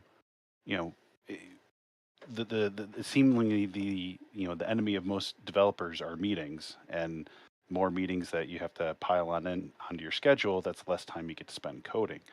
And I have, like you meant, I believe Chris made the analogy earlier with being able to send somebody else from your team in your stead. There's obviously lots of exceptions around it, but I think that it feels. I'm just not sure if the cost is worth it, and even if it's a matter of it doesn't matter how many incentives there are. It's a matter of that time is better spent developing. But yeah, just kind of curious to see how that math worked out. I think if your team is being funded by this effort, which is kind of where it looks like this is the point, then, I mean, even though you might be a dev, spending an hour of your time to show up just to vote because you're not maybe super well spoken. I mean, if your team's getting paid, like this is what's paying the bills to do your work, then you're kind of incentive. Like it's worth the time showing up from that respect. It's more than an hour though, if you want to get to the bigger incentives. Ideally, if you had hundreds or even thousands of people showing up every weekend, let's just say hundreds to be kind of more realistic, you'd have to sit through multiple layers of this to make it to the highest tiers. So it would be a 1 hour meeting if you were not the top position in your first group, but to just make it to the first position in your first group, then you got to have at least 1 more hour. And if you make it to the top of that group, 1 more hour. The people at the top of the consensus food chain are going to be spending multiple hours per week. That would take them away from whatever their core competencies are. But there's the team aspect though. So. But it would be paid. Of course, like it's worth your, even though your core competency isn't to discuss and achieve consensus. If you can raise more money for your team, I don't know. I think even though it's not, you'd prefer to be a dev, you're still incentivized to show up and do it. Well, I think every dev will need an advocate for them. They will just have someone from their team go and just explain what the dev did all week. I don't know.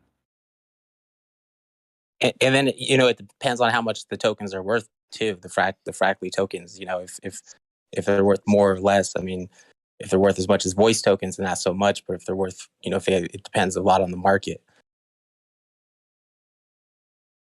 Well, that's the other thing that's kind of undecided is the economic models of all of these respect tokens. You look at a project that specializes in like DeFi or token economics. Like look at a project like Box, for example, or any DeFi project. Look at Uniswap. Look at SushiSwap. All of these projects have trouble keeping upward momentum on their token through the good times and bad. So you kind of extrapolate that to having the DAO of DAOs, we have hundreds or thousands of DAOs. It's very rare to find anyone that could come up with an economic model that actually works for a token to either have a stable price or a price that goes up. So that'll be difficult, and I'm still kind of questioning how all of these different DAOs are going to have token models that work, especially over the long term. I think in the short term, you could get so far with hype and the newness factor of everything, and low market caps going to a little, still low market cap but higher, is easier. But once you start getting to the once you get over the multi-million-dollar market caps, like where do you go from there? It's very difficult. It takes a lot of buying to offset the selling. Not only that, also a very important aspect we take into consideration is that not always the contribution that's perceived as most valuable by the community is the actual most valuable contribution. Let's say a developer is, he comes to a meeting and says, well, I fixed the bug. And, his group might go, okay, that's great. He might end up in maybe third or fourth place. Well, actually solving that bug allowed for, it prevented a critical security failure on the whole system and prevented the chain from breaking down. So how is the community good at evaluating that stuff, and how is the contributor good at pitching the value of the contribution? So there's a lot of factors to consider before we can say, yeah, this is a good way to evaluate contributions of the members of a community, right? That's one of the things that I've been wanting to chime in on about. Can you guys hear me all right? Yeah. You sound either a bit crackled or stoned. One of the two.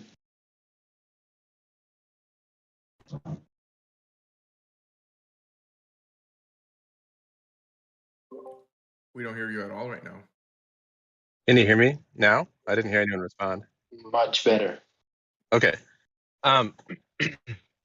Yeah, I think that's an element of the process that's kind of lost in a lot the discussion of the voting or not voting, but selecting, ranking contributions and stuff, is just the process itself. And this is something that I've really enjoyed from Eden, although we've only done it 3 times, is just the process of getting all these people in a room together.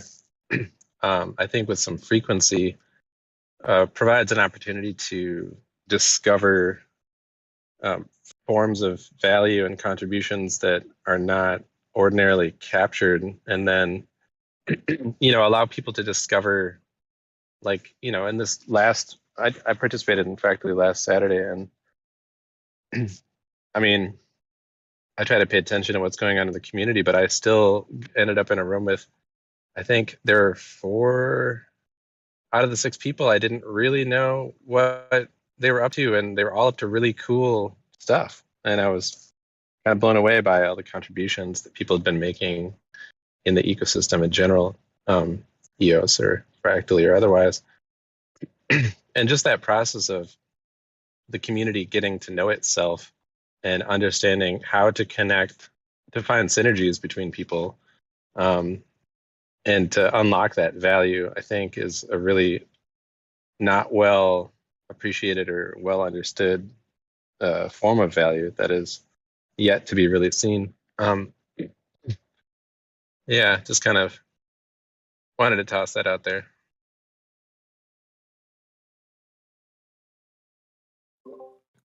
Good toss.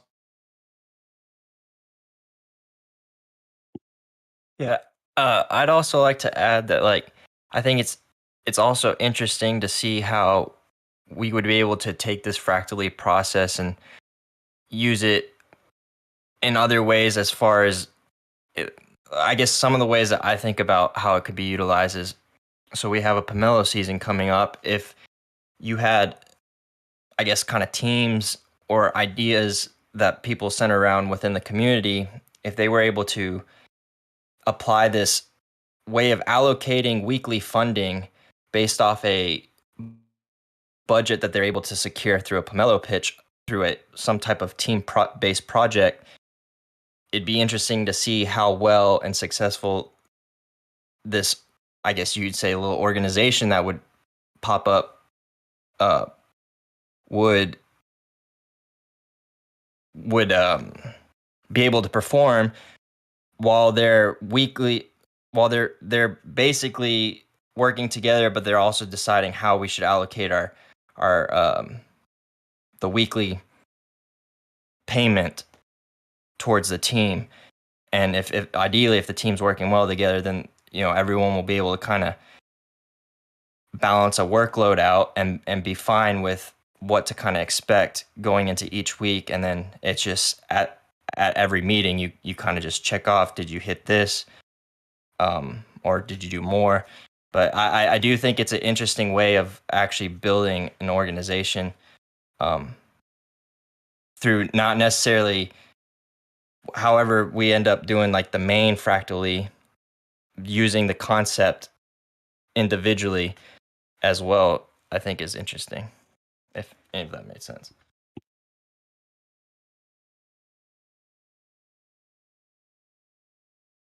I got another quick question here, and maybe this has been addressed some other place, but what's this? And I get that I'm bringing a lot of negative aspects to this, and I apologize. It's not my intention to. I just keep looking for the seams in the system and trying to see if it's a good idea. But what's to stop somebody from just flat out lying, right? Let's say somebody comes in and they say, "Oh, I made a YouTube video that got a million hits, where I talked about fractally, or I talked about EOS or something, or whatever the project is." Is there any sort of verification or validation of the work? I mean, I get that there's you take it on faith, but if we're starting to talk about considerable amounts of money, then how can we prove out that work? Not to get into proof of work, but you get the idea.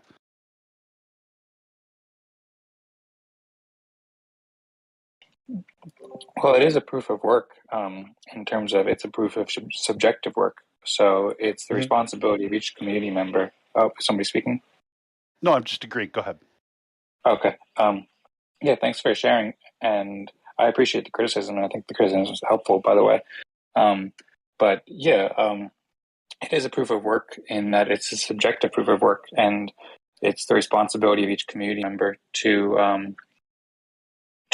subjectively decide who's doing helpful work. And if people aren't doing helpful work, like if people are lying about it, then it's up to the community to sort of protect the community and protect the community resources and find that out. So for one thing, I mean, people could show it in a presentation. Like if somebody asks for, or somebody says they made a video that had 1 million YouTube views, then somebody could ask, like, well, can I see that? That'd be cool to see that. And so that's one thing. And then it's also a long-term game too. So if somebody wants to lie and say that they did something they didn't, then they might win for 1 week. But then in future weeks, the community can work together and realize like, oh, that person didn't actually do what they said they did. And then they would lose a lot of trust within the community and a lot of respect. And respect is also an opinion that can be changed by the governance of the community too. So if somebody did something that the community really disagrees with, then the community is also empowered to change their mind about that and make it so that person doesn't get that respect that they lied about. Okay, just curious about the process for that, how that would work, and if it would be a matter of revoking respect, or if it would be, is there negative respect, is that kind of thing. But just curious. And yeah, somebody brought up the concept of negative respect with Dan Larimer during like the AMA after the meeting, and Dan Larimer talked about how like he doesn't like to focus on the negative and would prefer to focus on the positive. Kind of like how, I don't know, like Twitter or Facebook just have like buttons and hearts and stuff. And I think it probably works out better for human nature like that. And yeah, I think it would basically be up to each community to decide what's best in each situation. I propose to name that negative contribution token the shame token. Yeah, you don't want too many of those. Yeah, they too many of those prevent your ability to transact with your actual respect token. Yeah, you have to spend 3 respect tokens in order to get rid of 1 shame token or something like that. Not really. I'm just, yeah. But I mean, because it really just a matter of where you set the scale too. If it's negative 100 to 100 versus 0 to 100, it's if I saw somebody that had been a member of a group for a year and a half and they had only a handful of if they've been in for a year, I guess then so if they had maybe like 2 or 3 or very very low respect total, it would be telling, and that would be that would play into it, I guess. Do you get to see the when you're working with your group? Do you get to see the amount of respect each person already has when you're in the group for the discussion and you're voting? I imagine it's publicly available information that you could just go look up if there was a system to do it. But yeah, but it would be definitely would be cool to see it while you're in those chats. But I guess sure. Well, it's intimidating too, right? Like if you're going to have to go and speak about something that you're going to, I'm going to come in and pitch what I've been working on, and I all of a sudden walk into a room, with with like a Dan or someone with thousands of respect. Obviously that person could then turn around and say, well, I'm going to vote myself low this week in order to, to let somebody else get paid this week. But yeah, it's just interesting in the systems on that. It does rely a lot on good faith, which is good, and it's hopeful, obviously. But yeah, just kind of curious about that. That's all. If I recall correctly, I think Dan mentioned that was going to be part of the user interface. So some of the respect metrics for the people. I don't know if anyone else can confirm that, but I thought he was talking about those kind of metrics of how much respect you got last week, and your total and stuff would be available as you're doing your meeting or something. Has there been any discussion about like matchmaking? So, maybe you have a lot of high respect, top 10 respect people or top 6 respect people are in one group, so that they're not, obviously they're going to be working on, they have a history, a proven track record of a whole lot of good work done for the project, but then it's going to be hard for them to go up against somebody who has low respect, maybe just because they're new, or maybe because they're not necessarily they're showing up all the time and they're contributing, but just not as much. Has that been discussed at all? Or is it just kind of you get thrown in the group you get thrown in, and that's the group you're in forever?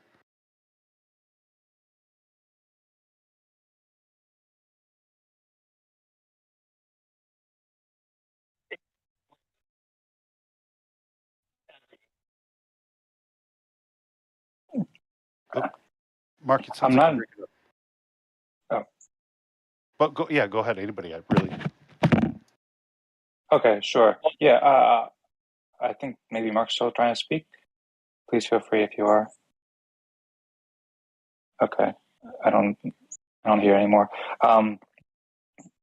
Yeah, Tony, I'm pretty sure this is Tony speaking. The green thing isn't showing, so sorry if I'm getting your name wrong. But yeah, I'm not exactly sure what you're asking, and so please feel free to rephrase it. But it's grouped randomly, and you get a different grouping for every week too. So does that answer your question, or did I misunderstand? Well, no, I guess it's more along the lines of, so if I go play, let's say I go play a video game, right? Let's say, I go play, Overwatch or something, and I get thrown into a game. I'm a, low level bronze player, and I get thrown into a game with a whole bunch of platinums. I'm going to get smeared all over the floor, and I'm going to, do pretty poorly.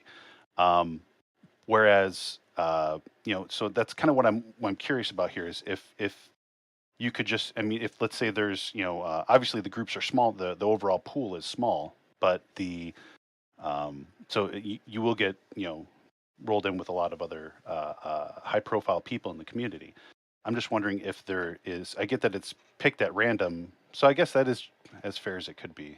I'm just curious to see if there's going to be any sort of way to help, help so that the people who are doing a lot of the work aren't dominating just because they're doing what they're,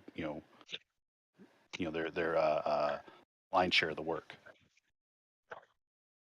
Yeah, I think as you pointed out, randomness is kind of the main solution to that. And in Eden, early on, we attempted, or I think one of the first test elections, we attempted to, at least we considered doing a thing where only people who opt in that want to, go forward,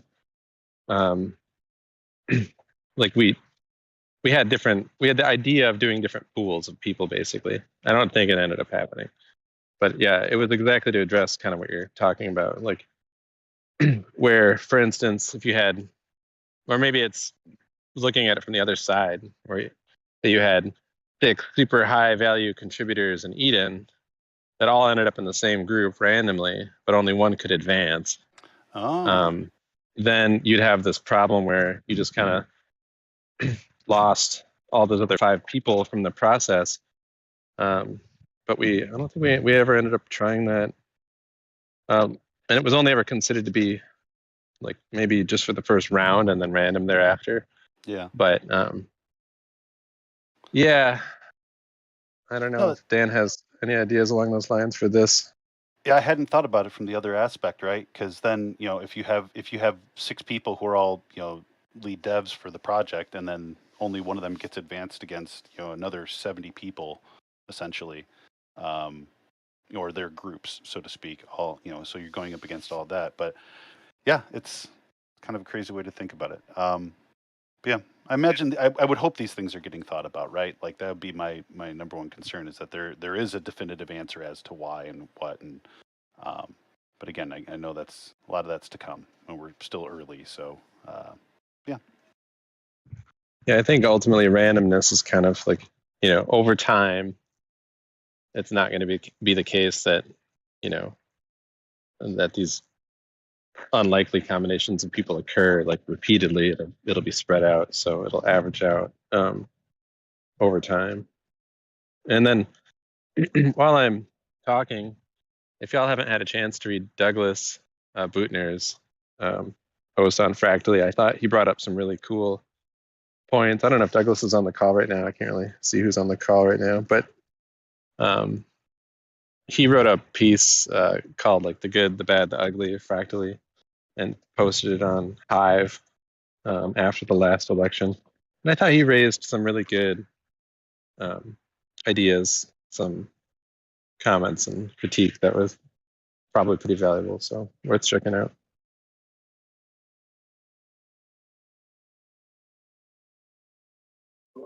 All right, good stuff. Great comments from everyone. So we'll move on to the 30-second Fractally pitches. I will be timing you guys on my phone, and I will cut you off with some sound effects once you get to 30 seconds.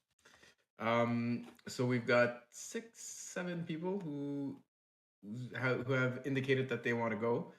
They want to participate. So it does have to be, over voice chat. So Verbal mentioned that he's at work and he can't really do the verbal pitch, elevator pitch, but that is what we're trying to do today. So if you can't,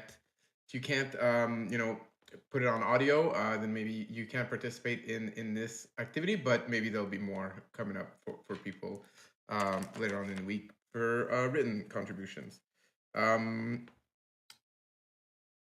So Doug, I think, is saying that he did not sign up to do a pitch, which is fine.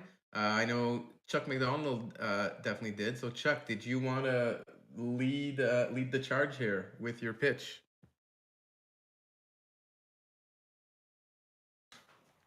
Hey there, can you hear me? Yeah, Chuck, we can. All right, All right. I have a preamble, but I'm gonna give it as a postamble. I'm just gonna get into it now. Here is my pitch. All right, great. There is wisdom in crowds, but the crowd's wisdom has always been conveyed by the loudest and most powerful people. There's a new tool now, though, that allows individuals to come together to talk about what matters to them. By randomly sorting the crowd into small groups, thousands of conversations can happen, and when those small groups pick the best person to carry their message forward, this wisdom gets refined. When those people meet, they're sorted again into small groups, and the message becomes even clearer. At the end of the process, the crowd's message has been distilled into something that everyone can get behind. They have elected the ideas that best represent their own.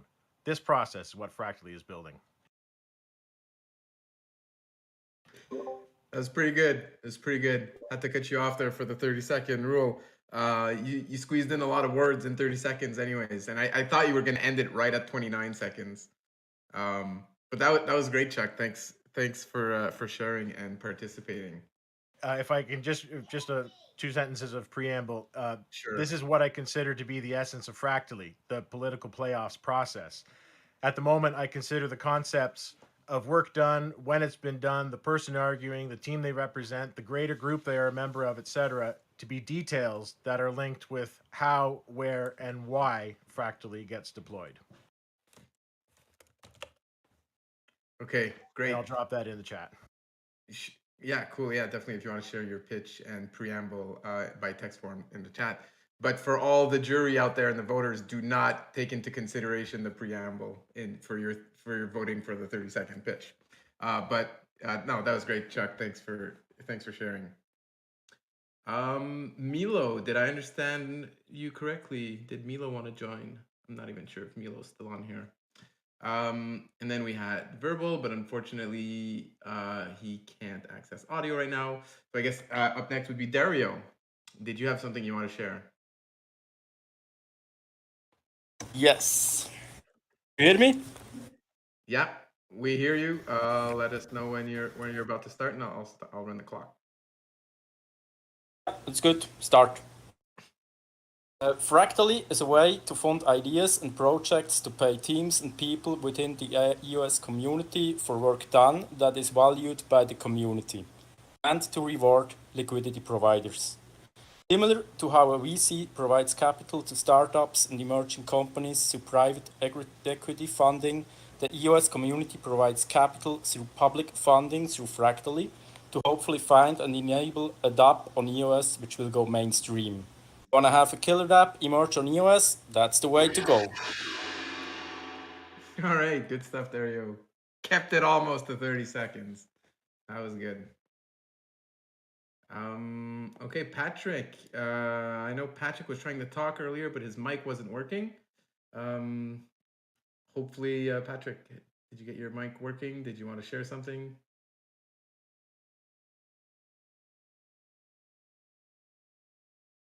You've unmuted yourself. It's the first step, but we still don't hear anything. You'll have to maybe right-click that mic button and then check in the settings for push-to-talk keys. While you figure that out, we'll go to Jay Taylor. If you want to share your pitch with us, go ahead. Let's do it. I'm excited about Fractally because, from my observation, the world is going to become tokenized to one extent or another, and I think it's going to need some decentralization where friends can learn how to communicate socially peer-to-peer. And the architect of the delegated proof of stake has invented a tool called Fractally that allows us to do just that. And you start by showing up once a week, you make friends, and you join a social network.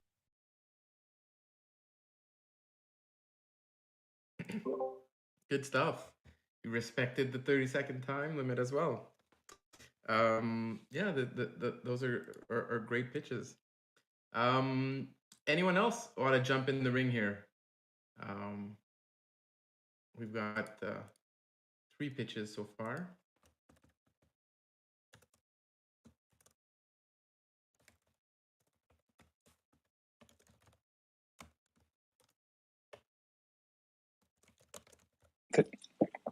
There's something that I wrote this morning, but as I was writing it, I kind of forgot about the 30-second time limit. So it wouldn't be very long, but it would probably take more like a minute or so to deliver. So I'm not sure if that would be fitting for now. But I'd be happy to share it if people want to hear it. You won't qualify for the contest, but sure, go ahead.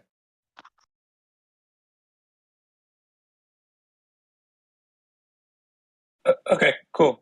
Sounds good. Thank you. So, Fractally empowers communities with wonderfully helpful tools to coordinate, cooperate, and collaborate.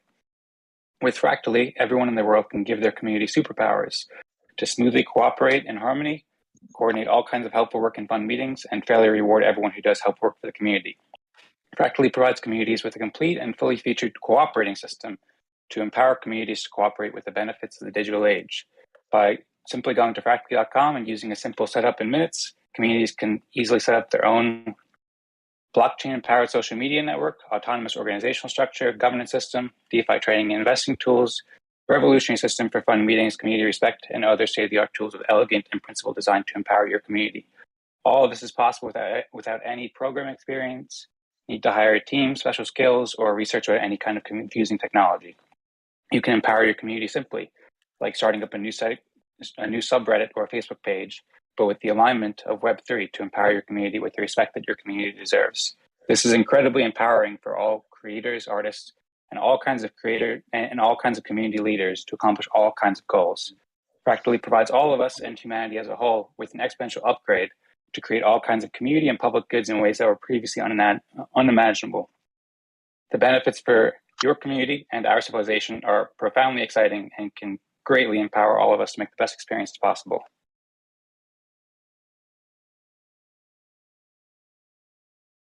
Good stuff. Definitely more. I really liked cooperating system. I'd never heard that before. That's really good. Turn of phrase. Thank you. Yeah, I've been working on cooperating system for the past 6 months or so, because I've also been building with Eden creators. Since the launch of Eden, I've basically been trying to figure out how to build something like Fractally before Fractally existed.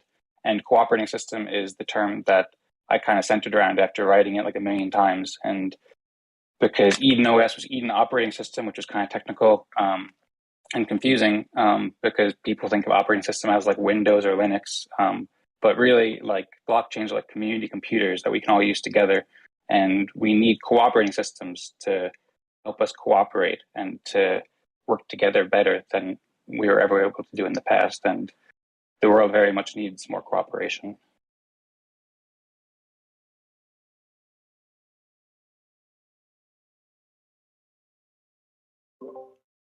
All right, final call for anyone who wants to join. I'm writing up the poll message right now. Can you hear me? Yeah. Go ahead, Verbal. Cool. Thanks. I have a quick pitch. Much like how Bitcoin creates economic value in a decentralized way by incentivizing humans to use cryptography and electricity, Fractally can create social and economic value in a decentralized way, incentivizing humans to connect and come to social consensus. Join a Fractal, rate contributions, and earn money by presenting your work to the community. I'll throw it into the chat so people can see it. Yeah, good stuff. Excellent, concise, clear. I liked it.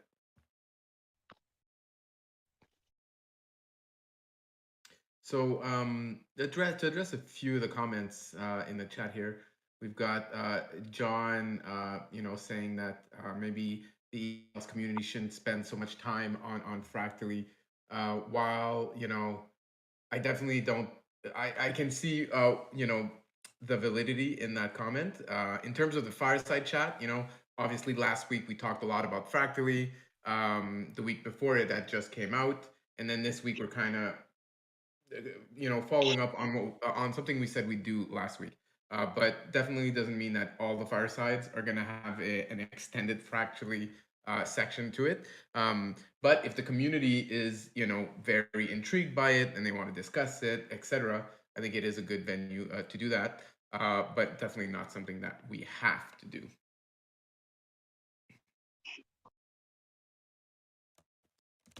And yeah, guys, if you guys want to post your pitches in there in the chat for people to maybe review before they vote in just a few minutes, that's cool. Kayvon Basil asks, if these pitches are for us to understand what Fractally is. The way you framed it last week, it was, a way to explain, potentially to an investor or to someone, or to get someone excited for joining Fractally. So it is kind of a bit of everything you said, and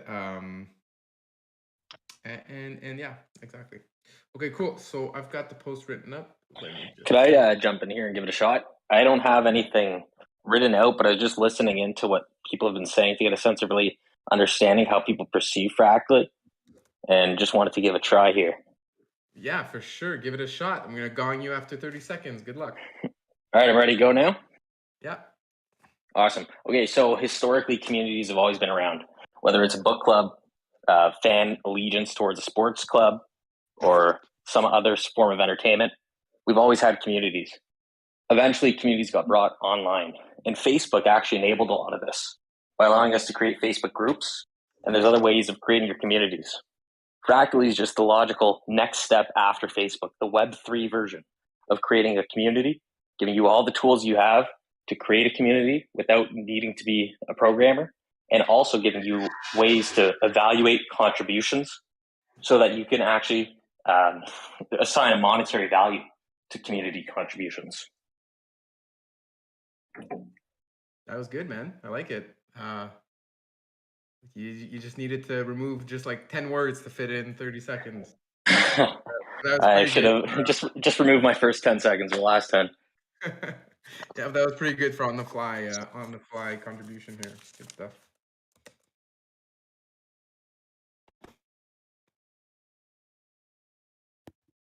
I just wanted to point out that that was that Trimbot, right? That was. Sorry, yes, it was. I was muted, but yeah, I didn't recognize you without your profile picture. I thought I just updated it so it would show up, but I don't know. I don't really use Discord. Cool, man. Well, thanks for coming on here and joining us then. Thanks to Phoenix.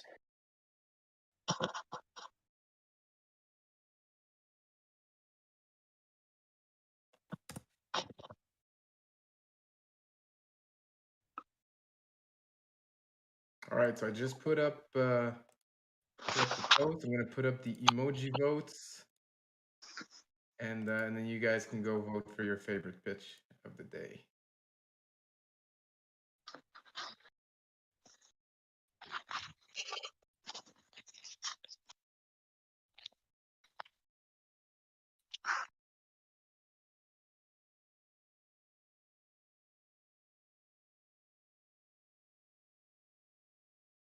All right. 5 pitches. People vote. You can vote for your favorite. You can vote for as many as you'd like. When we close the Fireside chat here, we'll see who's got the most votes, and will be declared the winner. Everyone on this list, send me a private message on Discord with your EOS account. Make sure I get you guys for your POP tokens for participating. For everyone else in this chat, make sure to join the POP token list like Jesse just did in the stream chat. We're up to 38 people in there. We've got 44. Do you hear me? Yes. Yes. Who is that? Finally. Okay. Do you hear me? Patrick is online. Yes, you fix your mic. Do you hear me? Yeah, we're good. You're good, Patrick. Okay. I was figuring out what is happening with my mic. Okay, so you hear me? Okay. I can't hear you. Start with your Yeah, I will do my elevator pitch if you. And if you have other topics you wanted to talk about, then I will just focus here with Fractally because I think it's a very good experiment. Anyone can criticize, but okay, we can go. Start your pitch when you're ready. Okay, so collaborative ecosystems. Fractally is the platform model ecosystem to collaborate within your DAC and identify connections with other DAC to deliver your dApps solution with independence, sovereignty, with a fair liquidity distribution that empower the entire ecosystem at level societal, economical, and technological around to structure information, that followed a consensus week after week among the groups. In this model, is kept the ideas, the opinions, information to extract value that matters. I help value creators within the ecosystem and beyond to integrate their information into knowledge thanks to meaningful mind maps. Thank you. All right. Good try. I don't think you cared too much about the 30-second limit, but it's fine. We'll still get you up on the board. I think also we should eliminate Patrick on the unfair advantage of the French accent, right? So many people, it can give Yeah, them I an was unfair joining the advantage. last one Saturday. I was in the group with Hernan, and I want just to answer to some things that I have heard during all this Discord today on Fractally. So for me, I speak what I have experienced. It's a better for me way to express and subjectively, because you are into the meetings, but also you can be objective because you can go on the Fractally Network website and you can see who has contributed, who was doing an article, who was contributing. So this is a mix between objective and subjective. If you are doing the things with the best intent, you are going into this weekly meeting and you show up. It's not just to say hello, cuckoo, and say I voice the others, but you will make sure that you inform the other into your group what you have done the last week, what you have done into the past. If they respect what you have done, they will give you their respect. That's for me that. It's all about collaboration. So it's clear there are people, maybe they will do nothing. They will go into those calls just to appear. But I think the true believer that we are, because we are here still into this Discord, is because we want to be a better community. We want to collaborate. And for me, it's better to be weekly doing something that going every 4 months or every 6 months. So it's better to go day after day, week after week to show what you are doing. And without Fractally, because now it is just an experiment, without doubt, if that was not existing, if you believe in doing something in groups, you will already do. We have not waited on that, but I think that's given incentivizing for the people to go in collaboration, to create collaboration between them. And you can stay independent, but you can go also in collaboration with other people. And I think the Fractally Network, how it is made by Joshua Seymour, shout out to him. He has made a fantastic job to organize all this network in a short amount of time. There is good article there. There are good contribution. So I encourage everyone to go there and to evaluate what was down and to participate to the next Saturday. If you cannot, you can reserve for another Saturday. That's not mandatory to be each and every Saturday. That's the point. So I am very positive with that. And yes, there are problems. We can always improve, but shout out for Fractally.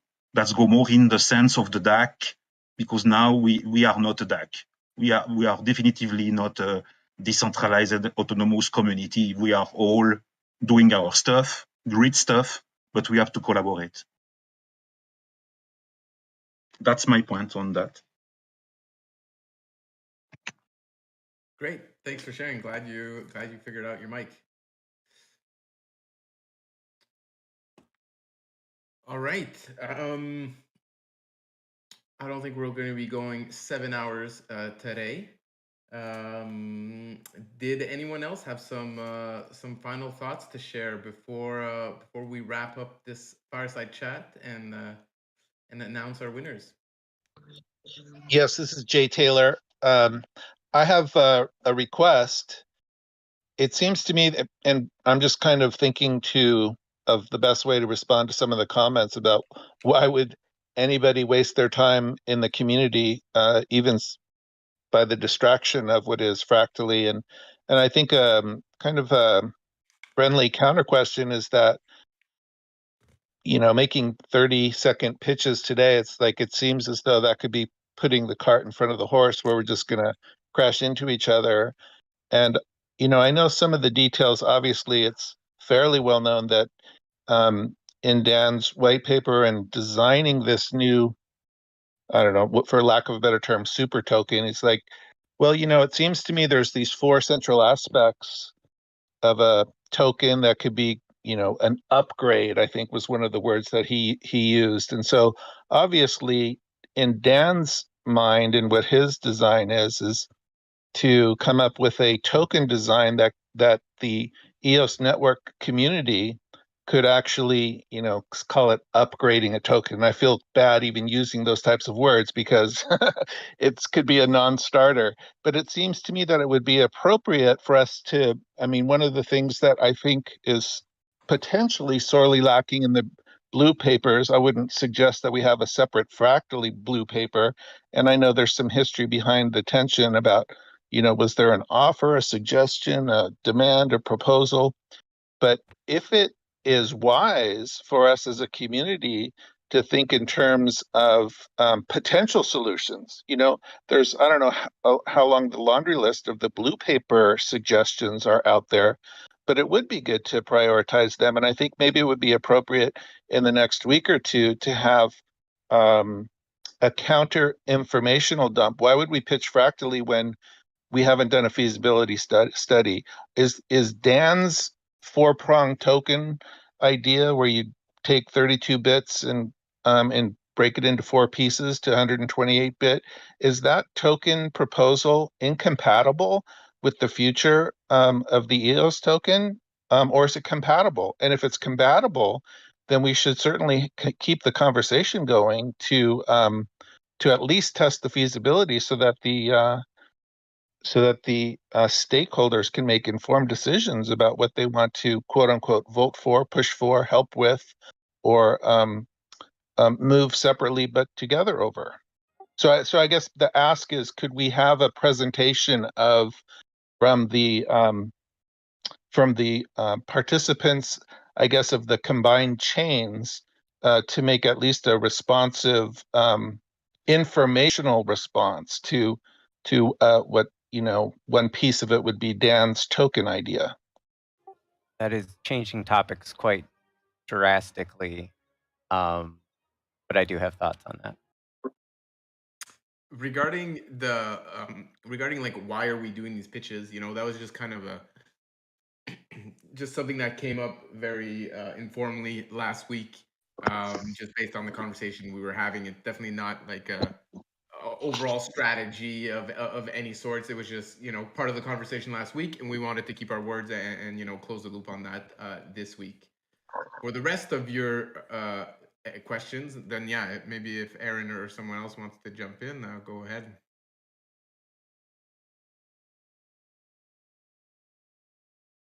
Aaron, you're up.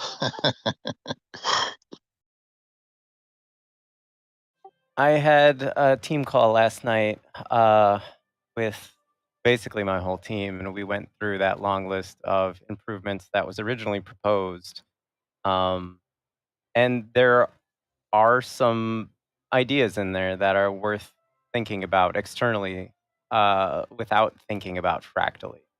But there is a lot of justification needed behind some of those ideas before we throw a ton of money at them. The overwhelming consensus, even on the token contract from the team, was just that we need justification as to what these things are going to be used for, because of the overarching impact that it's going to have on some of the existing systems. Things like, oh, I just drew a blank. Sorry, I am slightly under the weather these past couple days, so my brain is not functioning at 100% capacity.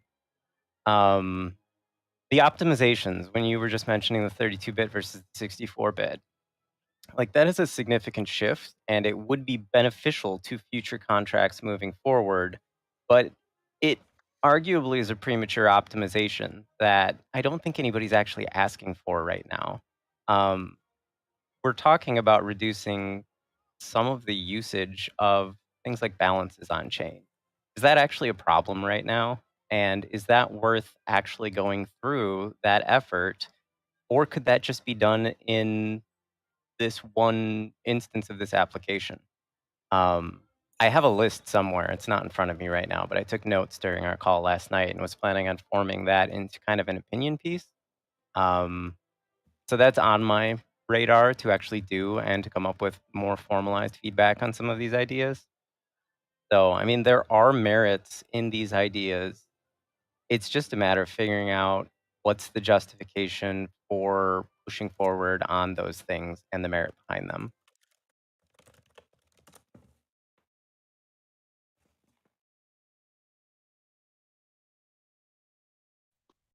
Thank you. Yeah, go ahead, Aaron. No, I was just gonna say, and I really hope, like, I'm someone who just spent the last 6 months writing blue papers, so I've been thinking about this kind of nonstop and, like, what we need. So the only thing I was just gonna say there was I really hope that somebody that's not involved in the blue papers will take just as critical of an eye and look at these projects as well.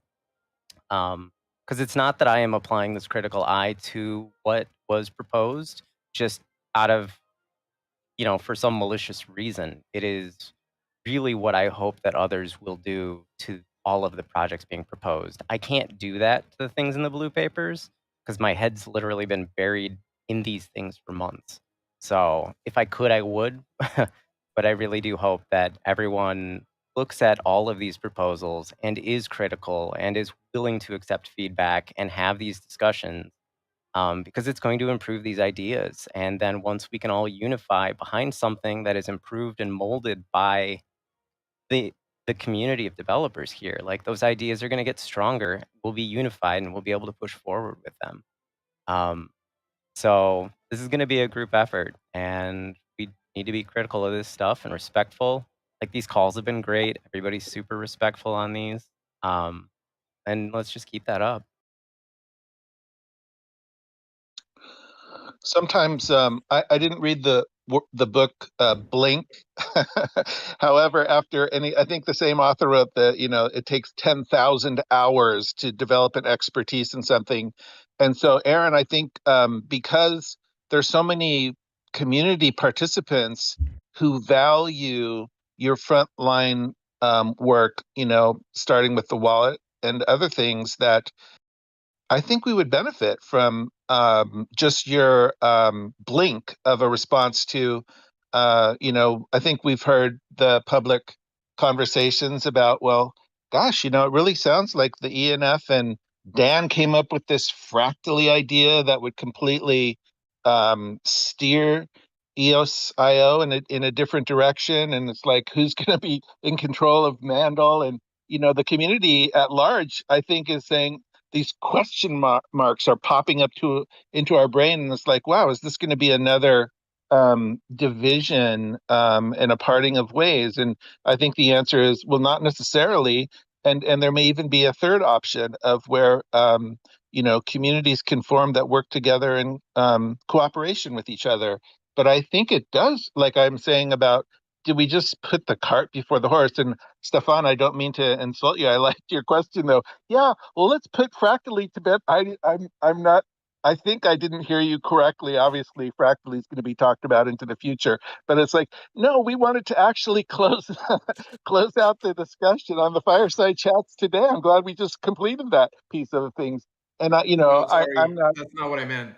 I know. meant about the elevator pitch competition that we talked about. That's all I meant. Got it. No, and I appreciate that, and that was my. But it came across as, because of in light of the potential,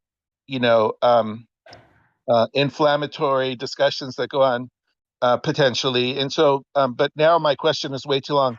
Aaron, I was just wanted to get kind of if you feel comfortable saying, actually, when I blink, I do come up with 3 issues that should be addressed, so that we don't try and put a cart in front of a horse. What is the scope of what we're talking about right now? Well, the scope is, there's a fractally community that wants to know, is it possible from your vantage point, as we're tooling up the EOSIO to have there be, let's call it dance token idea as he used the word upgrade. It's a bad word, but a compatibility. Eve said, "Hey, we could have multi-token interfaces." Is it even feasible that Fractally could be part of this? And now even Mandel's a bad word, but the Mandel transition into the moving the community forward with talented developers coming in and pushing the whole open source software forward. Can Fractally and Mandel have two competing captains steering the same ship? And I'm suggesting the answer is not necessarily no. I'm not sure I understand the question or the statements that Yeah. are being made. Well, I think I can make a statement though that when I was talking with my team last night, we came to the conclusion that Fractally could be built without any system upgrades. It could be built completely without any of those things that were originally proposed. Like Fractally could work just like Eden as a self-sustaining contract that is run and owned by the BP. None of these things that were proposed in that initial list of system changes, from our understanding and what we have been told so far, are actually required for Fractally to exist and run on an EOSIO blockchain. Yeah, also, to be honest, I think for me, also a point that I raised is that until now, all the ideas in the Fractally white paper seem like everything lies on the application layer of the blockchain. So I don't know why, there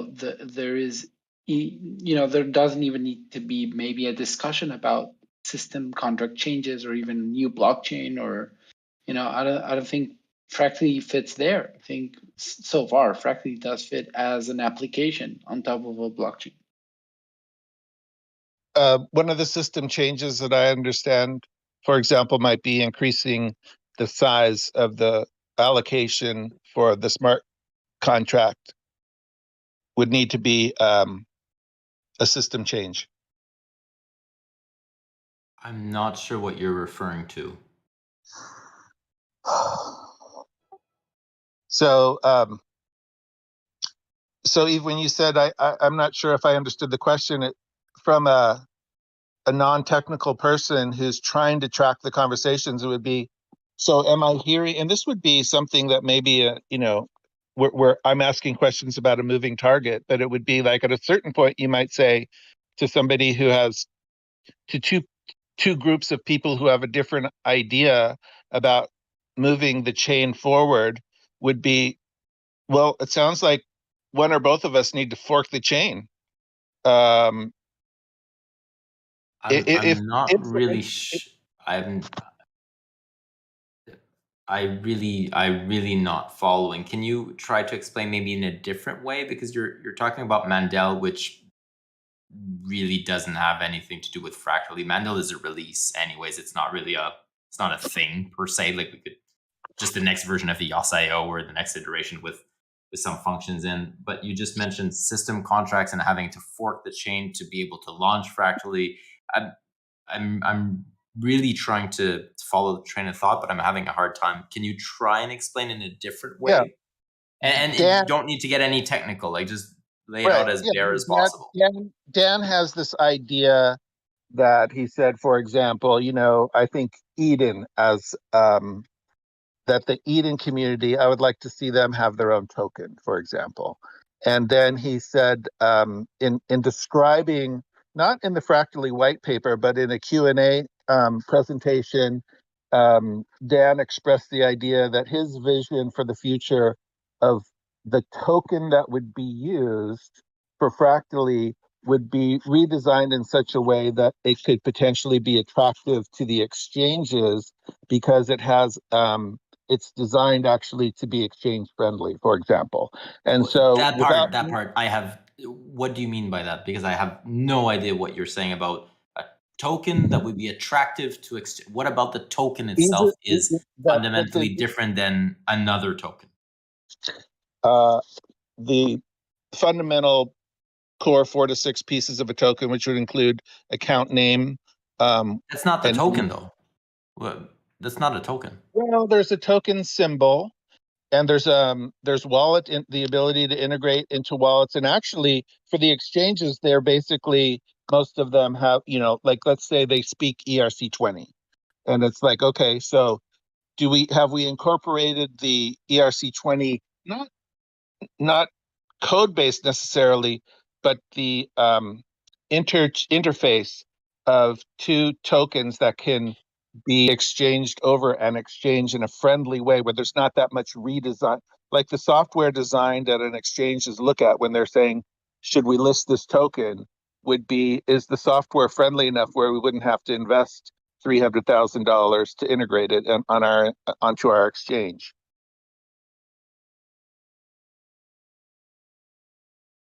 And it sounds to me as though Dan has that in mind when he's presents this. And I think there are actually 4 pieces to his, and he calls it a token upgrade. And so that actually is, I think this conversation is valuable because that would seem to me to be the type of thing where if we're not even on the same page about what, Dan's proposing, and I think one thing we can all agree upon, that the token, and that there could be, an index token, for example, that if is our EOSIO index token that doesn't exist yet going to be compatible with the token that Dan envisions with the token that the ENF divisions when they think about an index token?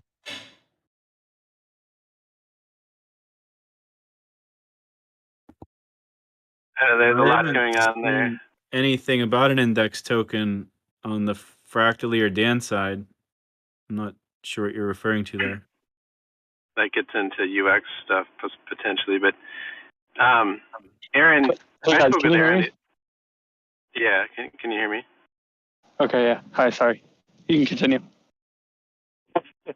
I just wanted to chime in real quick because I think this all sort of began when Aaron mentioned that maybe none of those things were prerequisite for Fractally to run.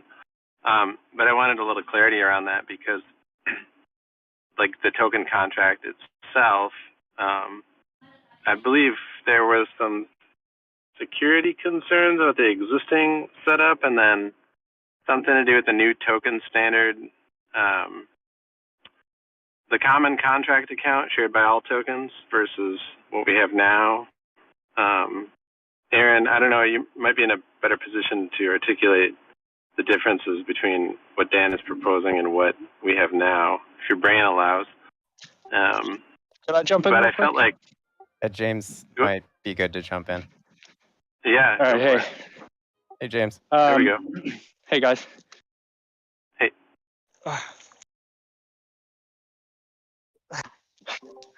Hello. Hey. Hey guys. Sorry, I'm on a walk, and if I drop out, I'm sorry. I just wanted to confirm what Aaron said before. Like you'll notice if you read the white paper, that's not where the contract changes are mentioned. It's Fractally the idea for all of the governance stuff. It's independent of any implementation. Everything else is an implementation detail. So that's true. And Brandon, or whoever was just talking, is that Brandon? Yep. The security idea that you were pointing to, that's just a statement on the fact that today everyone has an independent token contract deployed on their account. So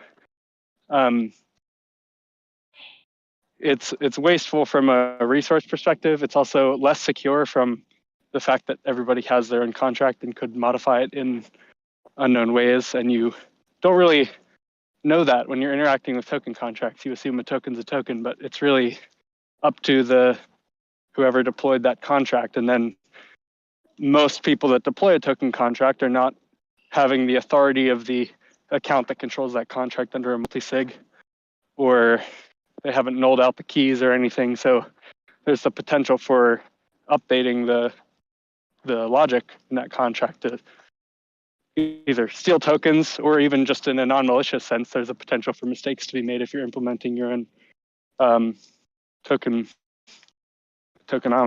So standardizing it in a way that anybody can deploy a token with some parameters that are standard.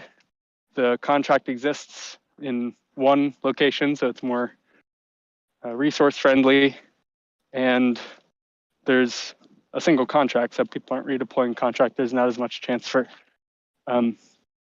errors to be made, and the control is at the system level if it was deployed as a system contract.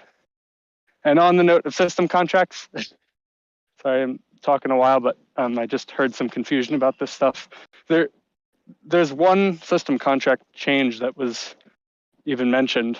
I mean, all of the new contracts, the NFT standard, the tokens contract, which there's some confusion about, it's different from the token contract, which is today's system token contract.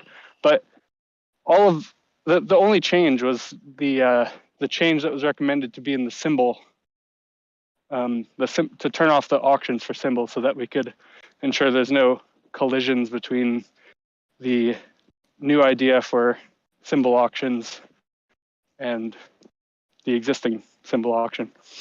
So everything else is a new contract. It doesn't overhaul anything necessarily. That they don't even have to run as privileged contracts, I think. Yeah, there's some benefits you would gain if they do. But you should think of them as different concepts. You should think of Fractally, the idea, as a consensus idea, an idea for how to reach consensus on subjective work that gets performed. It's very similar to proof of work, but it's proof of subjective work, or subjective proof of work. And then there's the implementation, which is independent. All right, that's it. So you would agree with me, James, that you can implement Fractally on top of any L1 blockchain, since it's basically an application on top of blockchain, right?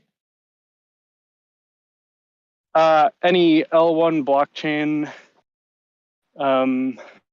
might be a stretch. I mean, there's just general performance constraints and like cost prohibitive elements of some blockchains. Yeah, but yeah, like besides that, yeah, I mean, it's a concept that could be implemented anywhere. And that's a separate question from like, how is the Fractally team implementing it? Which is like, Dan has particular ideas for the type of chain that he wants Fractally to run on.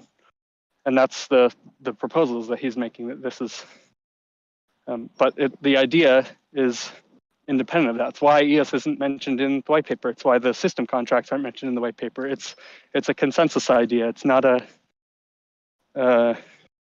tied to any implementation.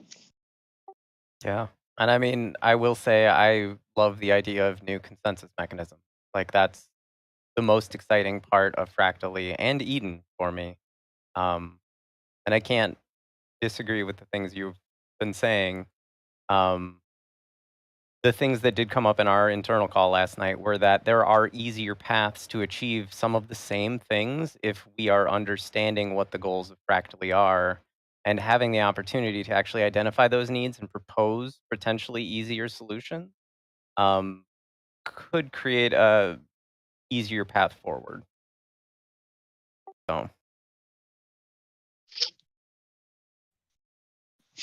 Yeah, that sounds awesome. Yeah.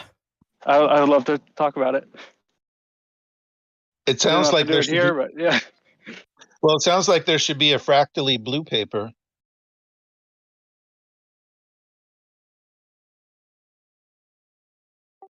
The color of our paper was white. I don't know if the blue papers themselves were kind of research and identifying solutions. And what we need, I think, as a whole, is just to understand the needs as opposed to the solution. And I've kind of been saying this in various Telegram messages. Because honestly, we don't know what the needs are. We were just presented with solutions that we assume solve problems and create more suitable conditions for something like Fractally to exist, but we don't actually know what the impetus for those solutions were. So, I mean, even on our call last night, as I was talking with my team, it was like we're making crazy amounts of assumptions right now just because we don't know a lot yet. So that's going to take time to learn and discussions, see how that unfolds, and maybe something. There's probably lots of middle ground, but yeah, I don't know where I was running with that train of thought, but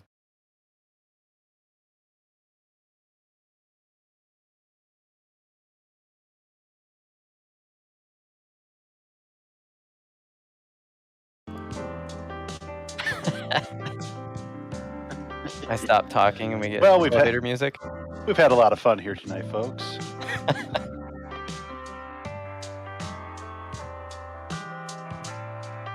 I have one more question. Yeah. Let's try to circle back a little bit and see if, what's the question?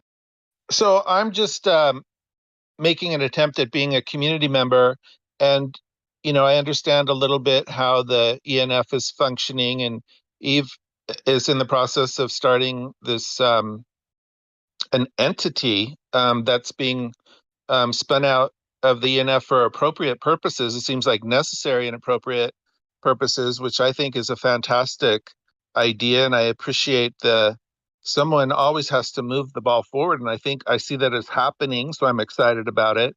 But then when it comes to me becoming excited about this consensus mechanism of rewarding the public good in the form of communities of like-minded people who form friendships and want to meet once a week on an hour video call and to do good work within their communities and come up with a mechanism that's tokenized to reward each other with that, then I think that might be, and for example, I've heard Eve say, this could be the killer app. Could be a great concept. It may or may not work and it'll probably take 2 to 5 years to see if it develops any like a network effect develops from it. But let's pursue it. And so then all of a sudden I thought, well, wait a second, somebody just some of the community wants that would just as much prefer Fractally to die yesterday. And then so as a community member, I'm saying, well, I sure would like to hear from the guys who have to pour their blood, sweat, and tears behind the scenes and on their telephone calls. Is there a compatibility? Is there a path forward that's compatible here? And if not, then it's time to push for.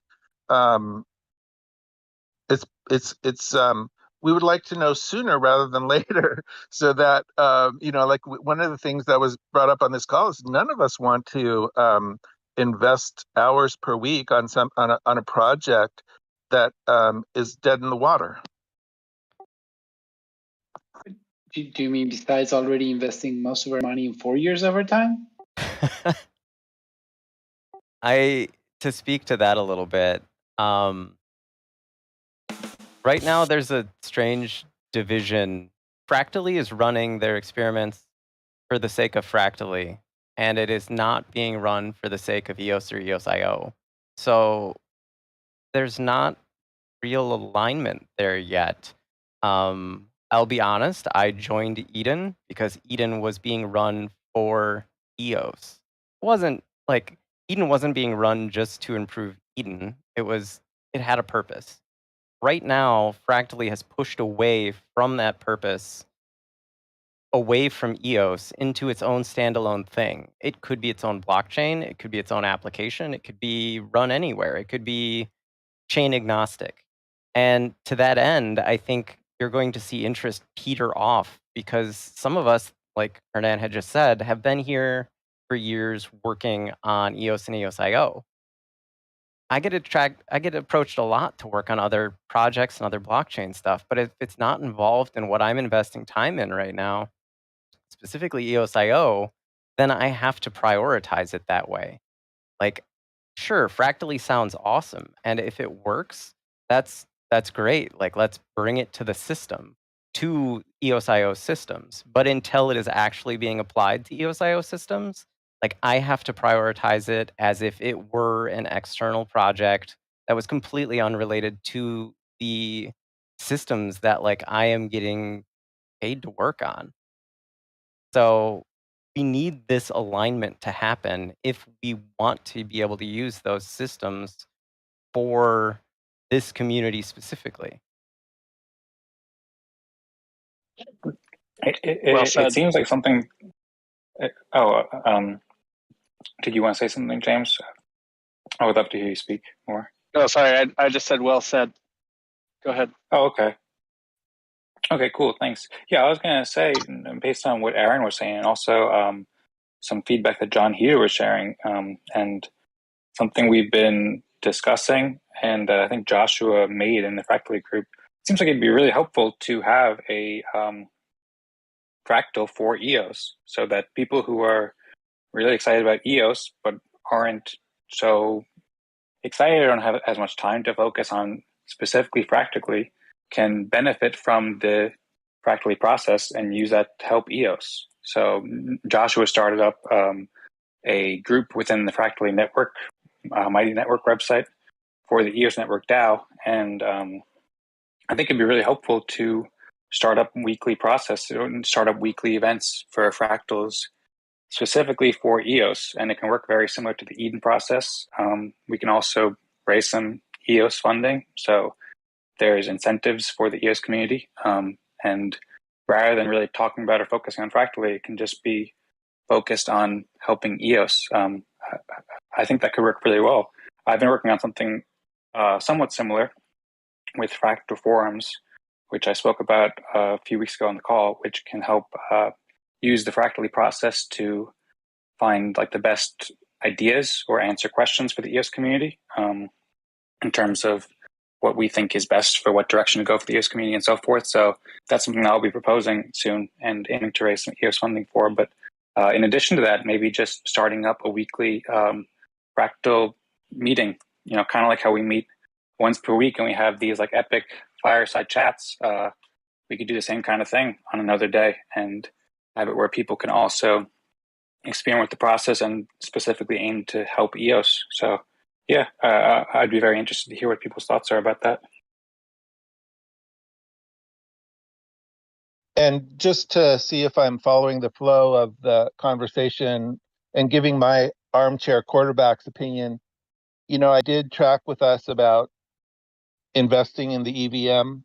I'm a non-technical person. I have engaged in some Ethereum contracts that cost me $100 US to do a transaction, and and by the way, so transaction fees are a thing. DeFi earns has the capacity to earn fees, and so we want to keep our eye on the ball on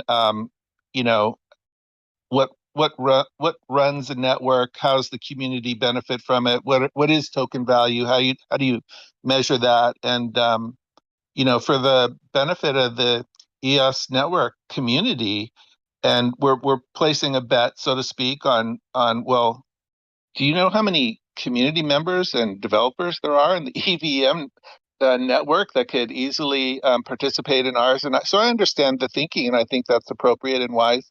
And then, but we also may want to think about what are some potential avenues for us to make a big investment? And my observation is, I think Dan was his ask was for, hey guys, let's make a big investment, so to speak, even if it's a tokenized investment in Fractally, to try and launch this thing with real value or perceived value, meaning EOS tokens have real and perceived value to the extent there's an upside there also, that it could be a synergy and a win-win situation. And so I think that that's one of the pieces to the puzzle. Maybe one way to describe it is, let's place a big bet on the EVM and develop that.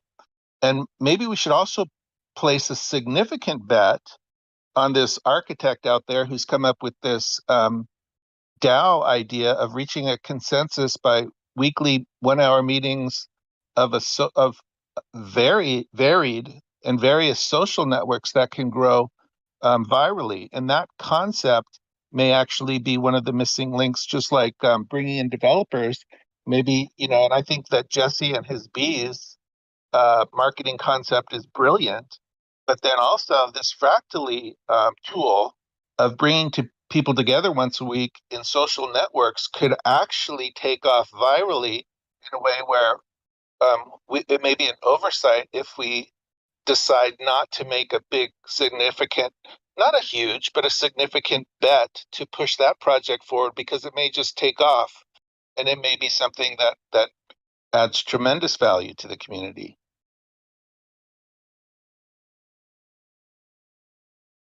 So the EVM is looking backwards and Fractally is looking forwards, or vice versa.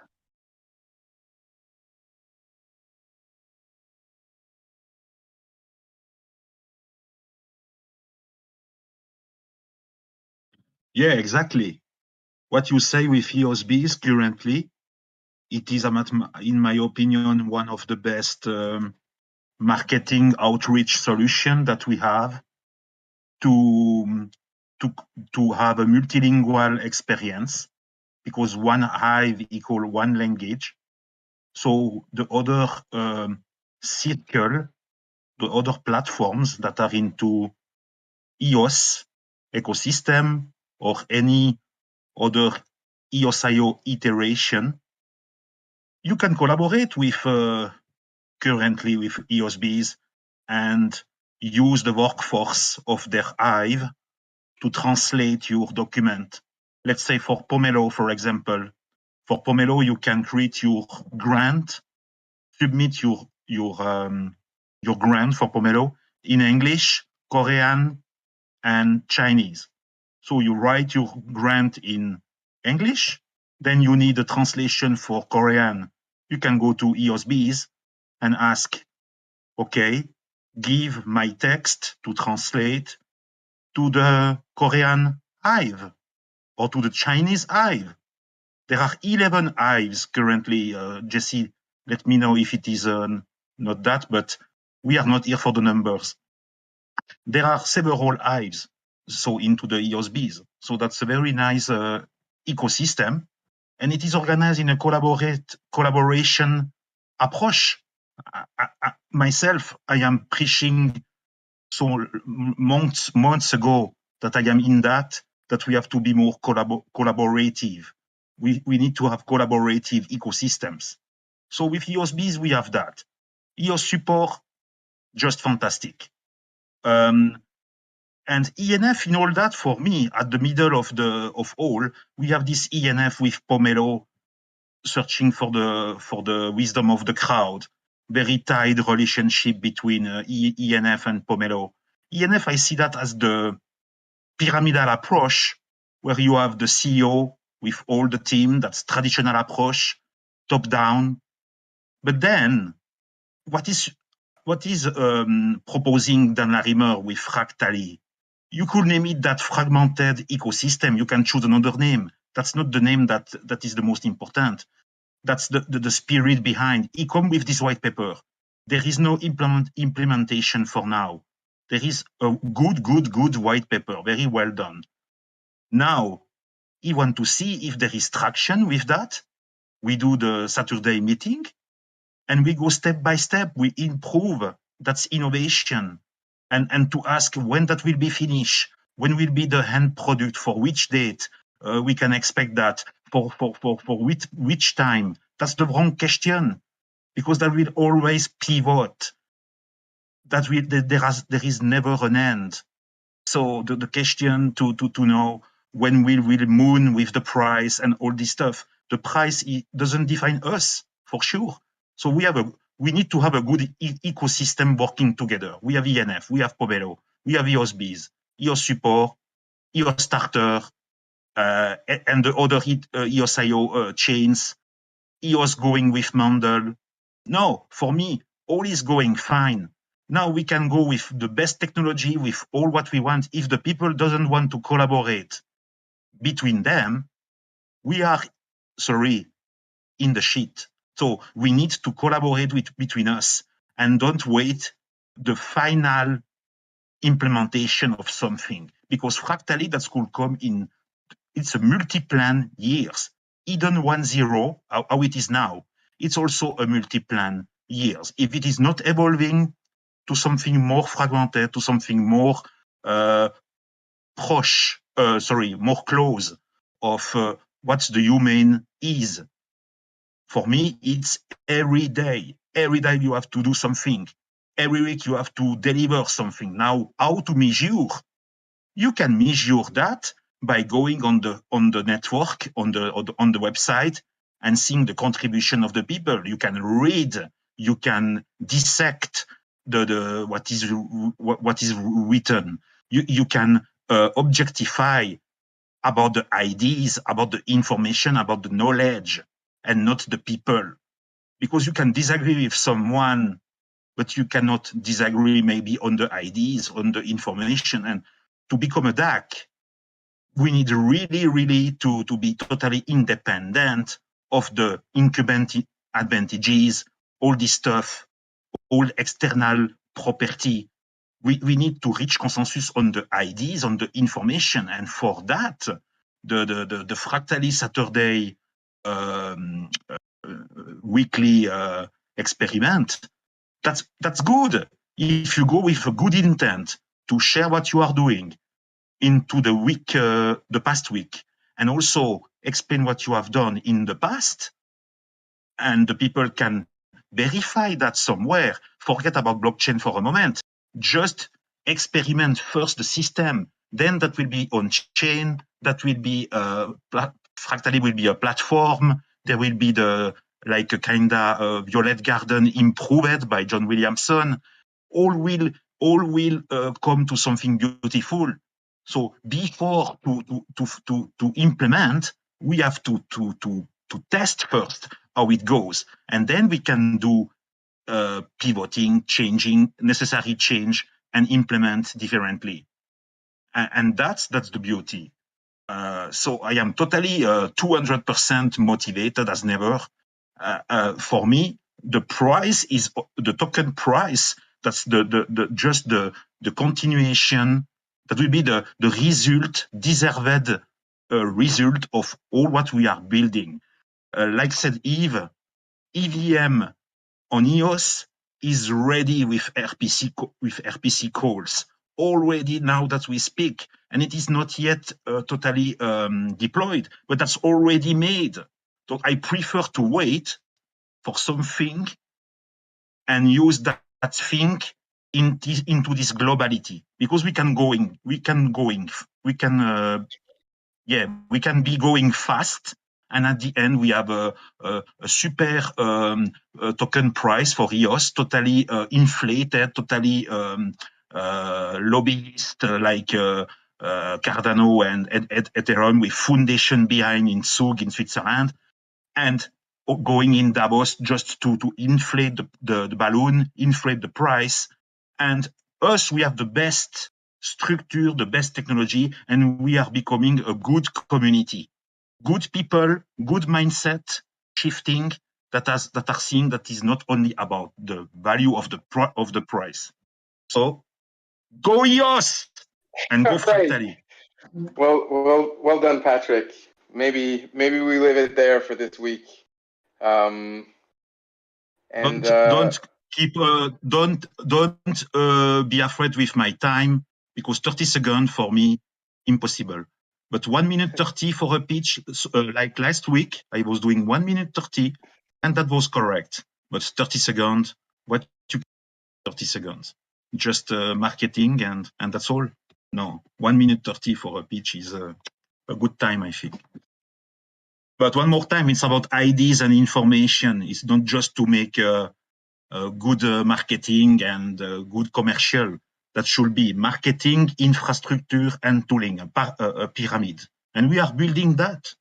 So shout out to ENF, shout out to all the people of ENF. Shout out to all the people into each circle that are doing a fantastic job.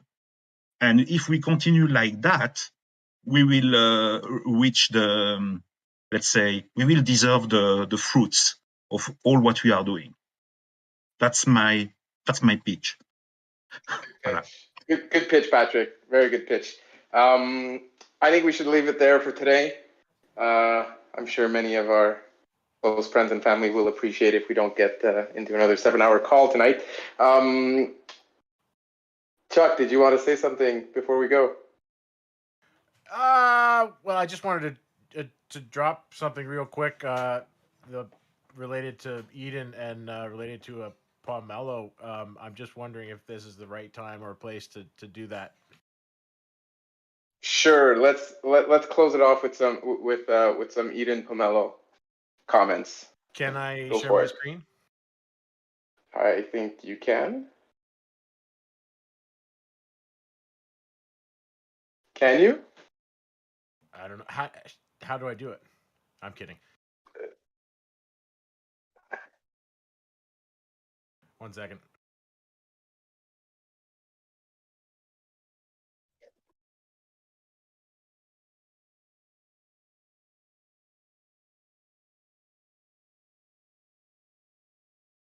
Did you see that?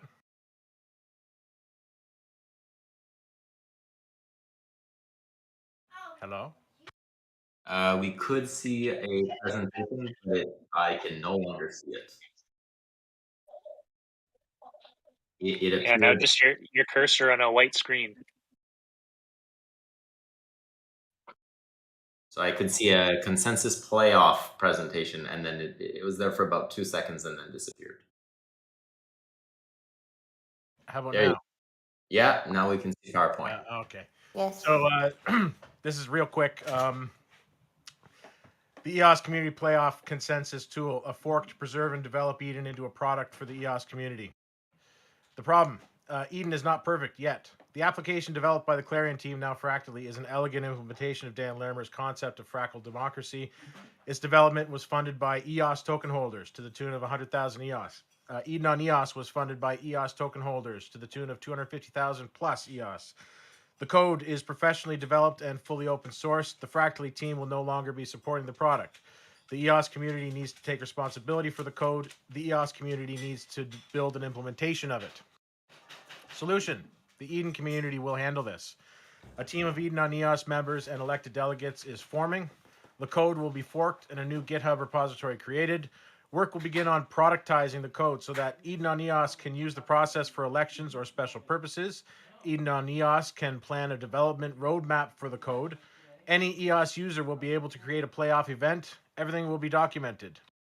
Traction: promoting greater adoption of the playoffs consensus tool. There has only been one public election run with the current software. In the absence of a back-end user interface and training, the code has been impossible to run for anyone but the Fractally team. Once the software is productized, it will be available for any community to experiment with by allowing certain variables to be changed. The EOS network will benefit by having a flexible social consensus tool. The Eden process will gain traction each time that tool is used. Measuring success. Once productized, anything is possible. The playoff consensus tool can be integrated into any DApp or process that requires any group to make any decision. The service can be subsidized by the EOS network initially and grow to help fund Eden on EOS as it serves larger groups. DAOs already using other software, even on other chains, will use the tool to help balance existing token-based consensus. Eden or other groups will hold public events using the playoff tool. More use of the tool will encourage more use of EOS. How it will work: a focused objective team. For this particular task, and engaged Eden members know how to improve the playoff tool. Trusted Eden members will do the work. Once forked and built, Eden members will offer improvements. Eden members will produce documentation. All communications will take place in English, Chinese, Korean, and Spanish at a minimum. The process will create a positive feedback loop for Eden internationally. The model: Eden on EOS is a public good. The community playoff consensus tool is desired by the EOS network. With more autonomy for Eden on S, it will be empowered to bring more value to EOS. Success for this project lies in achievable deliverables dependent on funding. The tool will be adapted in collaboration with Eden members and delegates. So Eden's future, the market. Eden on EOS exists to raise the value of EOS. That is, in my opinion, the mission of Eden. A standalone playoff consensus tool will allow Eden to manage its own treasury and consensus processes. Eden will be able to improve the new code as desired. Any EOS account will be able to use the standalone tool for special purpose events. Eden can assume management of this standalone tool and market the service for income. The tool could easily be integrated into any organization for consensus building. No, the team's incomplete right now. So the MVP needs the required resources, software development to fork the current repo, adapted as needed by Eden, hosting infrastructure to establish cloud hosting for the eventual DApp, website development and hosting for that, administrative support and project management and project development. Estimated cost is to be determined at this point, but we have we're zeroing in on a number.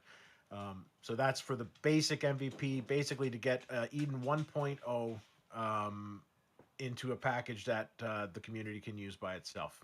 And I'm done.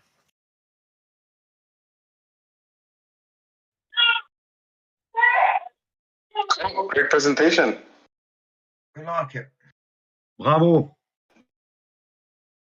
Especially the part where you say it's for the value of EOS, to make the increase the value of EOS. In my opinion, like I said, that is the mission of Eden. The mission of Eden is to increase the value of the EOS token. Got my vote.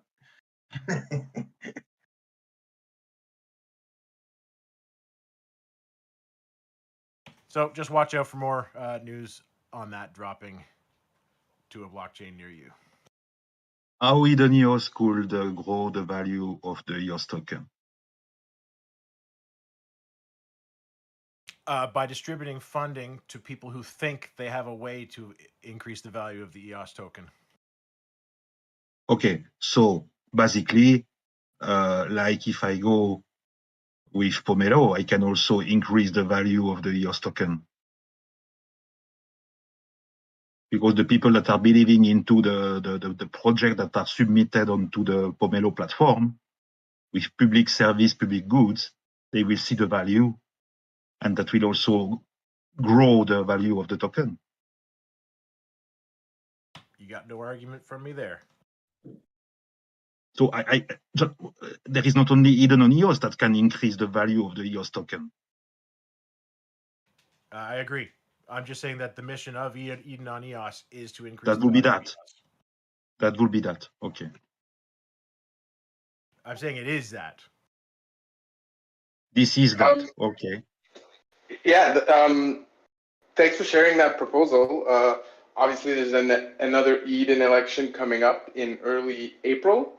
So is about in a month. So I'm sure we'll be hearing about more proposals from Eden members in the coming weeks and stuff, and maybe that's going to become a topic that's more discussed on the Fireside compared to Fractally in the coming weeks. Who knows? We'll see. We'll see where the community, what the community wants to discuss, because this Fireside, is for the community to have an open mic and to join in, on the conversation, or to start a new conversation on a topic of their choosing. And last few weeks we've kept Fractally for the last topic, of the week. So those of you who are not too interested in hearing about Fractally, you can always just log off once we get into that topic. All right, yeah, I think that's gonna wrap it up for us today. Thanks for joining, everyone. Leave me some feedback in the stream chat about how you think I did with my sound effects and my music, and if you enjoyed it, if it was funny or was annoying, and I should stop immediately. Beautiful. And yeah, other than that, I'll wish you guys a good day, and talk to you next week. Go EOS. Okay. I was ready for 7 hours. Okay. Bye. Go EOS. Go all of the Thank ecosystem. you. Go EOS. Bye. EOSIO